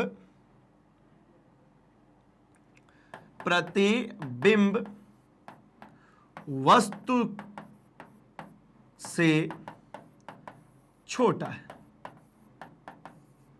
और कितना है भाई, 1/3 है। छोटा है मतलब कितना है, 1/3। आवर्धन निकाला ना, यह आवर्धन क्या बता रही है आपको, मैग्निफिकेशन 1/3 है। मतलब अगर ऐसा मैं समझूं कि 3 सेंटीमीटर की इमेज बन रही है तो वहां पे ऑब्जेक्ट 9 सेंटीमीटर का होगा। 9 सेंटीमीटर का ऑब्जेक्ट के लिए 3 सेंटीमीटर की मात्र इमेज बन रही है। ठीक है, अगर 6 सेंटीमीटर का ऑब्जेक्ट है तो इमेज कितने की, मात्र 2 सेंटीमीटर की। तो ये 1/3 है, और ये 1 से छोटा है, मतलब वस्तु से छोटा। आवर्धन बराबर कब होगा, ये v और u दोनों का मान बराबर हो सा भाई। यहां पर आपको u ज्यादा नहीं दिख रहा, दिख रहा है ना, तो दिख रहा है मतलब क्या, वस्तु बड़ा है और ऑब्जेक्ट जो इमेज है वो छोटा है। आइए इस डायग्राम से भी देखिए, ये इमेज जो बनी है छोटी है, वस्तु तो इतनी बड़ी है। एक और चीज समझ में आती है, ये हमारे सेकंड का आंसर हो गया भाई, है ना, ये हमारे सेकंड क्वेश्चन का आंसर होगा। अब मैं थर्ड का आंसर लिखता हूं यहीं से, इसी वैल्यू से थर्ड का आंसर मैं लिख सकूंगा। जब कभी मैग्निफिकेशन पॉजिटिव आती है, ठीक है, आवर्धन कैसा आया भाई, आवर्धन धनात्मक आई है, आवर्धन पॉजिटिव होने के कारण क्या कह सकते हैं भाई, तो अगर ये पॉजिटिव है इसका मतलब वो आभासी है। देखिए मैग्निफिकेशन जब नेगेटिव आता है ना तो उस संदर्भ में हमारा जो प्रतिबिंब होता है वो बनता है भाई कैसा, रियल, और वास्तविक बनता है, उल्टा बनता है। उल्टा बनेगा तो नेगेटिव आएगा ना। ये पॉजिटिव आ रहा मतलब कैसा बन रहा, सीधा बन रहा है। तो मतलब क्या, पॉजिटिव होने के कारण ये कैसा है भाई, प्रतिबिंब। प्रतिबिंब नेचर पूछा था तो प्रतिबिंब कैसी है, प्रतिबिंब आभासी एवं सीधा बनेगा। ठीक है, आभासी भी होगा और सीधा भी बनेगा। खैर आपको तो इतना भी मेहनत नहीं करना पड़ता, खैर मैंने आपको यहां पे पूरा कैलकुलेट करके सिखाया, बट वैसे भी आपके दिमाग में यह फिक्स हो चुका है क्योंकि हमने एक टेबल के फॉर्म में इसको समझा हुआ है, इसको देखा हुआ है। तो अगर अब तक में भी अगर आपको ये सारी चीजें, ये इसके टेबल अगर आपको याद नहीं हुई है या फिर आप नहीं सीख पाए तो हमारे कॉन्सेप्ट वीडियोस में जाइए, हमारे वन शॉट रिवीजन वीडियो में जाइए, वहां पर आप जाकर के देखिए इमेज फॉर्मेशन, ठीक है ना, हमारे अवतल और उत्तल लेंसेज से किस तरीके से प्रतिबिंब बनता है, वहां पे जाइए, आप सर्च कीजिए, देखिए और ये सीख करके आइए। बहुत आसान है, इतना सब कुछ भी नहीं करने को पड़ता है, हम इजीली इसके आंसर्स बता लेते हैं। चूंकि लॉन्ग आंसर टाइप था तो मैंने आपको एक्सप्लेन कर दिया पूरा ही, लेकिन वो टेबल अगर याद रही तो आपको हमेशा ही आपके कॉम्पिटिटिव एग्जाम में मदद करेंगे, क्योंकि वहां पर तो डायरेक्टली आपको आंसर्स पुटअप करने होते हैं और उसमें ये बहुत ज्यादा मददगार हो जाता है। तो आई होप कि आपको ये पूरी बात समझ में आई है। आप चाहे तो इसका स्क्रीनशॉट रख सकते हैं भाई, क्योंकि हम बढ़ेंगे अपने अगले क्वेश्चन की तरफ। अगला जो क्वेश्चन है हमारा क्वेश्चन नंबर 26। यहां पर भी अगेन वही बात, दीर्घ उत्तरीय बोलने का मतलब क्या है भाई, तो देखिए ना इसके अंदर में 6 ऐसे पॉइंट्स थे जिनके बारे में डिस्कशन कर लिया गया एंड इसी में ख क्वेश्चन दे दिया गया कि किसी अभिसारी लेंस की फोकस दूरी 12 सेंटीमीटर है तो वह बिंब दूरी परिकलित कीजिए जिस पर किसी बिंब को रखने पर उसका प्रतिबिंब लेंस के दूसरी ओर लेंस से 48 सेंटीमीटर दूर बनता है। चलिए भाई कैलकुलेट करेंगे, यहां पे वैल्यूज गिवन है, हमको फोकस गिवन है और यहां पे प्रतिबिंब की दूरी गिवन है, तो बहुत ज्यादा हेडेक वाली बात नहीं है, निकल जाता है सब कुछ, ठीक है ना। एक ही तो फॉर्मूला है भैया, गिना चुना, 1/f = 1/v - 1/u, और अगर यही दर्पण में चला जाता है तो +1/u हो जाता है, बस इतना सा ही तो डिफरेंस है, एकमात्र फॉर्मूला है, तो कुछ भी पैनिक करने की जरूरत नहीं है। आइए हम पहले क्वेश्चन की थोड़ी बात कर ले। गोलीय लेंसों से संबंधित निम्नलिखित पदों की व्याख्या कीजिए।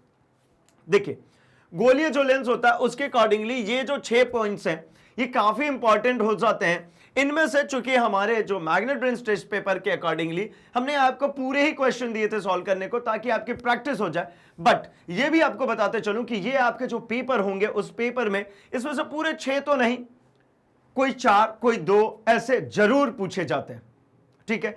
और हमारी सीबीएसई को तो भैया आदत है कैसे क्वेश्चंस पूछने की, तो एक लंबा क्वेश्चन पूछते उसके साथ में छोटा सा एक क्वेश्चन चिपका देते हैं, तो उन सभी जगहों पर भी आएगा ये, ठीक है। जैसे मान लीजिए मुझे पूछना था क्या, एक यहां पे आपके सामने जो दिख रही है एक न्यूमेरिकल, इसके साथ में मेरी मर्जी मैं आपसे ऐसा डायरेक्टली पूछ सकता हूं कि देखिए यहां पर फोकस दूरी को डिफाइन कीजिए और इसके बाद इसको कैलकुलेट कीजिए, सिंपल, ठीक है। क्वेश्चन कैसा हो जाता है भाई कि फोकस दूरी को डिफाइन कीजिए और इसके बाद इसको कैलकुलेट कीजिए, ठीक है ना। आइए चलिए हम जरा करके इनके एक एक टर्म्स की बात कर लें। तो भाई हमारे पास में सबसे पहला जो है वो है प्रकाशिक केंद्र। प्रकाशिक केंद्र क्या होता है भाई, तो किसी भी लेंस का, ठीक है, चूंकि यहां पे अगर हम बात कर रहे हैं तो यहां पर गोलीय लेंस की ही बात करी है, तो गोलीय लेंस 2 तरीके के हमारे पास भाई, एक हमारे पास उत्तल और एक हमारे पास अवतल। जैसे ये यहां पे जो दिख रहा है ये आपके लिए अवतल है। अगर इसी प्रकार से मैं एक और डायग्राम ड्रॉ कर दूं, ऐसा एक गोलाकार सेक्टर इधर से और एक गोलाकार सेक्टर इधर से, अगर इन दोनों की हम बात करें, इसको डॉटेड कर देता हूं, इसको भी डॉटेड कर लिया जाए क्योंकि लेंस तो ये बीच वाला ही पोर्शन है इतना सा। अगर आप इस जगह पर देख पा रहे होंगे तो इसके लिए, ठीक है ना, ये एक गोला था, इस गोले को और ये दूसरे गोले कुछ इस तरीके से अरेंज किया है कि इसके दोनों एंड्स जो हैं वो पतले और बीच में मोटा है। और अगर इसी दोनों गोले को ऐसा अरेंज किया, ये देखिए कि इसका जो बीच का भाग है वो पतला है और जो किनारे हैं वो कैसे हो गए, किनारे मोटे हो गए। तो इस संदर्भ में ये चीज कहलाने लगता है हमारा अवतल लेंस, और ये अगर इसमें बात करते हैं तो ये उत्तल लेंस। अब यहां पे जब बात होती है प्रकाशीय केंद्र की, तो प्रकाशीय केंद्र वह बिंदु है जो इसके बिल्कुल बीचों बीच होगा, मतलब इसकी चौड़ाई का भी हाफ हो और इसकी लंबाई का भी हाफ हो। ये चौड़ाई का हाफ हो गया और ये लंबाई का हाफ, अगर इन दोनों को, मतलब इस लेंस को अगर आप परपेंडिकुलरली एंड हॉरिजॉन्टली कट कर रहे हैं मिड पॉइंट से, तो इसके बीचों बीच एक बिंदु मिलेगा, उसी बीचों बीच मिलने वाले बिंदु को हम कहते हैं क्या भाई, प्रकाशिक केंद्र। तो भाई देखिए ऑप्टिकल सेंटर जो है ये क्या है, लेंस का केंद्रीय बिंदु, इसका प्रकाशीय केंद्र कहलाता है। इसे प्रायः ओ अक्षर से निरूपित करते हैं, लेंस के प्रकाशिक केंद्र से गुजरने वाली प्रकाश किरण बिना किसी विचलन के निर्गत होती है। देखिए आपको ये ध्यान में होगा कि अगर यहां पे एक लाइट बीम लेकर के आते हैं हमारे किसके लिए भाई, उत्तल के लिए, ये उत्तल लेंस है। अगर हम यहां पे उत्तल लेंस के लिए अगर कोई लाइट बीम लेकर के आते हैं पैरेलल टू प्रिंसिपल एक्सिस, तो ये हमेशा ही एक फोकस से होकर के जाती हुई प्रतीत होती है। अच्छा ये क्या हुई, डाइवर्ज हो गई ना, देखिए ना, ये सॉरी कन्वर्ज हो गई ना, ये एक जगह आकर के मिल गई ना। अगर इसमें हम बात करते तो यहां पे कहते हैं एक लाइट बीम गई, तो अब इसके बाद ये फैल जाएगी और एक फोकस बिंदु से आती हुई प्रतीत होती है। ये रहा इसका फोकस बिंदु, ये लाइट बीम यहां से बाहर निकल गई है। क्या समझ में आता है भाई? तो ये समझ में आता है कि अगर लाइट बीम्स को, अगर मैं यहां पे लाइट बीम्स की बात करें, तो ये लाइट बीम्स जब लेंस से गुजारी जाती हैं कहीं से भी, तो ये कैसा हो जाता है भाई, ये या तो अपसरित या अभिसरित, या तो ये डाइवर्ज हो जाती है या फिर कन्वर्ज। किंतु अगर इनको मैंने पास कराया इस ऑप्टिकल सेंटर से ऐसा, तो ये ऑप्टिकल सेंटर से जाने वाली लाइट बीम सीधे निकल जाएगी। ये रहा ऑप्टिकल सेंटर, ये देखिए ऑप्टिकल सेंटर से होकर के जाने वाली लाइट बीम को कोई डेविएशन नहीं होगा, कहीं भी बेंड नहीं होगी, ये सीधे सीधे पास हो जाएगी। ठीक है, ये इसका एक गुण कह सकते हैं। आगे बढ़ता हूं मैं जरा, वक्रता केंद्र, जो सेकंड पॉइंट उसमें पूछा गया था, वक्रता केंद्र। वक्रता केंद्र मतलब क्या भाई, centre of curvature. Centre of curvature का मतलब देखिए ये एक गोलाकार पार्ट है और ये भी एक गोला है, ये दो गोले से मिलकर के बने, इन दोनों गोलों का कुछ ना कुछ तो सेंटर रहा होगा ना, भले ये काल्पनिक हैं, ये आभासी हैं, ये एक्चुअल में नहीं दिखते, लेकिन ये कोई ना कोई तो गोले का ही भाग है ना। तो इस गोले का जो सेंटर होगा उसी को कहते हैं हम क्या, सेंटर ऑफ कर्वेचर, वक्रता केंद्र। ठीक है, तो भाई वक्रता केंद्र क्या है, सभी गोलीय लेंस के प्रत्येक पृष्ठ एक गोले के भाग होते हैं। ये तो कह रहे हैं प्रत्येक पृष्ठ क्या है, एक गोले के भाग हैं। इन गोले के केंद्र को लेंस का वक्रता केंद्र कहते हैं और इसे C1 C2 से डिनोट करते हैं। क्यों भाई, क्योंकि दो गोले को मिला करके ही लेंस बन पाएगा, सिंगल गोले से कभी भी लेंस नहीं बना सकते आप। ठीक, अब बात करते हैं हम प्रिंसिपल एक्सिस को, मुख्य अक्ष को। तो मुख्य अक्ष को समझने के लिए एक सबसे महत्वपूर्ण चीज है कि जैसा हमने क्या पढ़ा भाई, ऑप्टिकल सेंटर पढ़ा O, और हमें मिल गया C1 और C2। अब एक ऐसी लाइन ड्रॉ कीजिए जो कि आपके C1 C2 O को ज्वाइन कर दे, मतलब एक स्ट्रेट लाइन जो कि हमारे centre of curvature first, centre of curvature second and optical centre तीनों को ही ज्वाइन करती हो, उस लाइन को हम कहते हैं रेफरेंस एक्सिस, उसी को हम कहते हैं हमारा प्रिंसिपल एक्सिस। ठीक है, मुख्य अक्ष कहते हैं इसको। यही रेफरेंस मतलब समझते हैं भाई, इसी से हर बार चीजें कंपेयर की जाएगी, इसी पर हम भाई सारी दूरियों को नापेंगे, वस्तु की दूरी हो, प्रतिबिंब की दूरी हो, फोकस दूरी हो, वक्रता त्रिज्या हो, सब कुछ इसी पर नापी जाती है। आइए, तो मुख्य अक्ष किसी लेंस के दोनों वक्रता केंद्रों से गुजरने वाली एक काल्पनिक सीधी रेखा लेंस के मुख्य अक्ष कहलाती है। एक सीधी ये अच्छा ये सब कुछ होता नहीं है, जैसे मैंने स्पेक्स पहना हुआ है, ये एक लेंस है और इसमें आपको कुछ दिख रहा है क्या, कैसे सेंटर ऑफ कर्वेचर है, कहीं पे पोल है एंड ऑल, कुछ नहीं दिख रहा है ना। तो ये सब कुछ क्या है भाई, ये कैलकुलेशन के लिए बनाई जाती है। जब इस चश्मे को बनाया जा रहा होगा तो उस समय ये सारी बातें ध्यान में रखी गई होंगी, उस समय इन सभी बिंदुओं को कैलकुलेट किया गया होगा। तो इसीलिए इसको कह रहे हैं काल्पनिक रेखा है, होती नहीं है, ये काल्पनिक है। ठीक है ना, जब हमें कैलकुलेशन रिक्वायर्ड होती है तब हम इसको एनालाइज करते हैं सिर्फ और सिर्फ। आगे बढ़ते भाई, तीन और पॉइंट्स बचे हैं उसमें। एक अगला आता है द्वारक। द्वारक को ऐसा समझा कीजिए, द्वार, गेट जो होता है ना वैसे ही, मतलब ये जो लेंस है इसका द्वार कितना है, अधिकतम यहां पे आप लाइट विड्थ भेजिए और न्यूनतम यहां पर भेजिए, इसके बीच में कहीं पर भी कोई लाइट बीम आएगी तो उसको ये क्या कराएगा भाई, तो ये डाइवर्ज करा सकता है। किंतु एक किरण यहां से गुजर गई, सॉरी एक किरण यहां से गुजर गई, एक किरण यहां से, ये बाहर वाली दोनों किरणों के लिए इस लेंस का कोई लेना देना नहीं है। तो मतलब इसका द्वार कितना है, ये रहा इसका द्वार, इसीलिए इसको हम कहते हैं द्वारक, अपर्चर। तो भाई किसी भी लेंस में सबसे बड़ी जो जीवा, ये सबसे बड़ी जीवा कौन सी होगी, देखिए अगर यहां खींचता हूं तो ये क्या द्वारक होगी, नहीं ये द्वारक होगी, ये द्वारक है।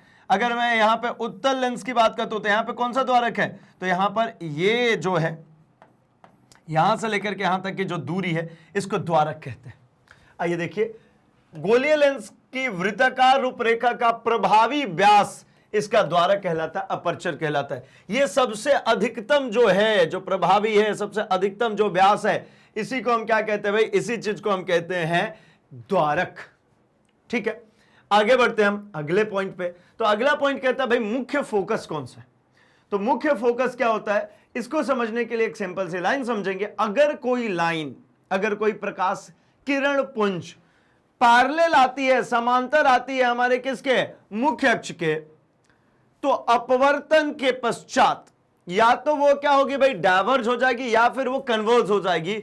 जिस बिंदु पर प्रिंसिपल एक्सिस को, मुख्य अक्ष को काटती है, उसी बिंदु को हम कहते हैं भाई फोकस बिंदु। ठीक है, उसको क्या कहते हैं हम, फोकस बिंदु, या उसी को कहते हैं मुख्य फोकस। और फोकस दूरी क्या होगा, तो फोकस दूरी जो होता है किसी लेंस के लिए, जो फोकस दूरी होती है वो यही ऑप्टिकल सेंटर, इसी ऑप्टिकल सेंटर से फोकस की जो दूरी होती है उसी को हम कहते हैं फोकस दूरी।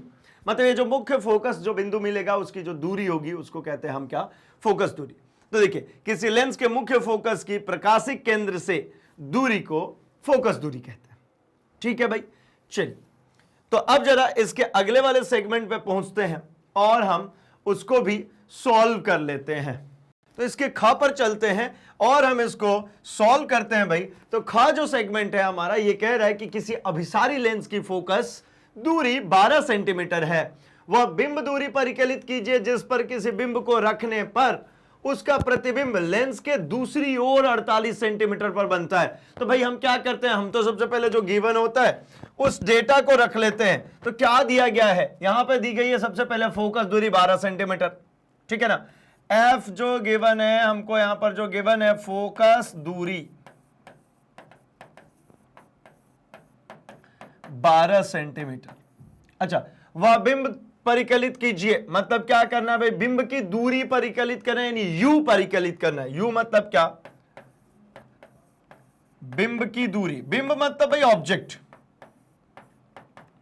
ठीक है, आगे जहां पर उसको रखे तो उसका प्रतिबिंब लेंस के दूसरी ओर बने, कहां, 48 सेंटीमीटर पर। तो v इक्वल्स टू हो गया भाई क्या, हमारा प्रतिबिंब की दूरी जो हो गई, ये गिवन है हमको प्रश्न में 48 सेंटीमीटर।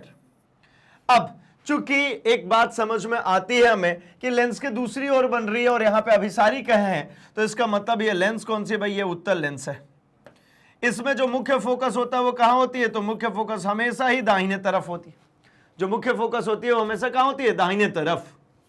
तो यहां पर मुख्य फोकस जो है ये दाहिने तरफ होगी, यानी ये पॉजिटिव होगी। प्रतिबिंब भी कहां बन रही है, लेंस के दूसरी ओर, मतलब ये भी कैसी होगी, पॉजिटिव। तो ये भी पॉजिटिव और ये भी पॉजिटिव। ठीक है, आइए तो हम जरा सॉल्व करते हैं इसको। यहां पर हमें जो गिवन है डेटा उसके अकॉर्डिंगली हम लगाते हैं लेंस सूत्र से। क्या लिखे, लेंस सूत्र से। तो लेंस सूत्र से हमको पता है 1/f equals to 1/v minus 1/u, एकमात्र फॉर्मूला है भाई। जो गिवन है सब कुछ रख दीजिए। मुझे क्या चाहिए था, 1/u, तो मैं ऐसा लिख लूं क्या, 1/v माइनस 1/f लिख सकते हैं ना। u चाहिए था, मैंने इसलिए उसको बाहर कर दिया और इन दोनों को एक साइड ले गए। अब क्या करना होगा, तो अब v की जगह पे वैल्यू रखिए, कितना है 48, और f की जगह पे कितना है, 12। आप एलसीएम लेंगे तो कितना, 48 से ले लेता हूं, 12 के टेबल में आता ही है।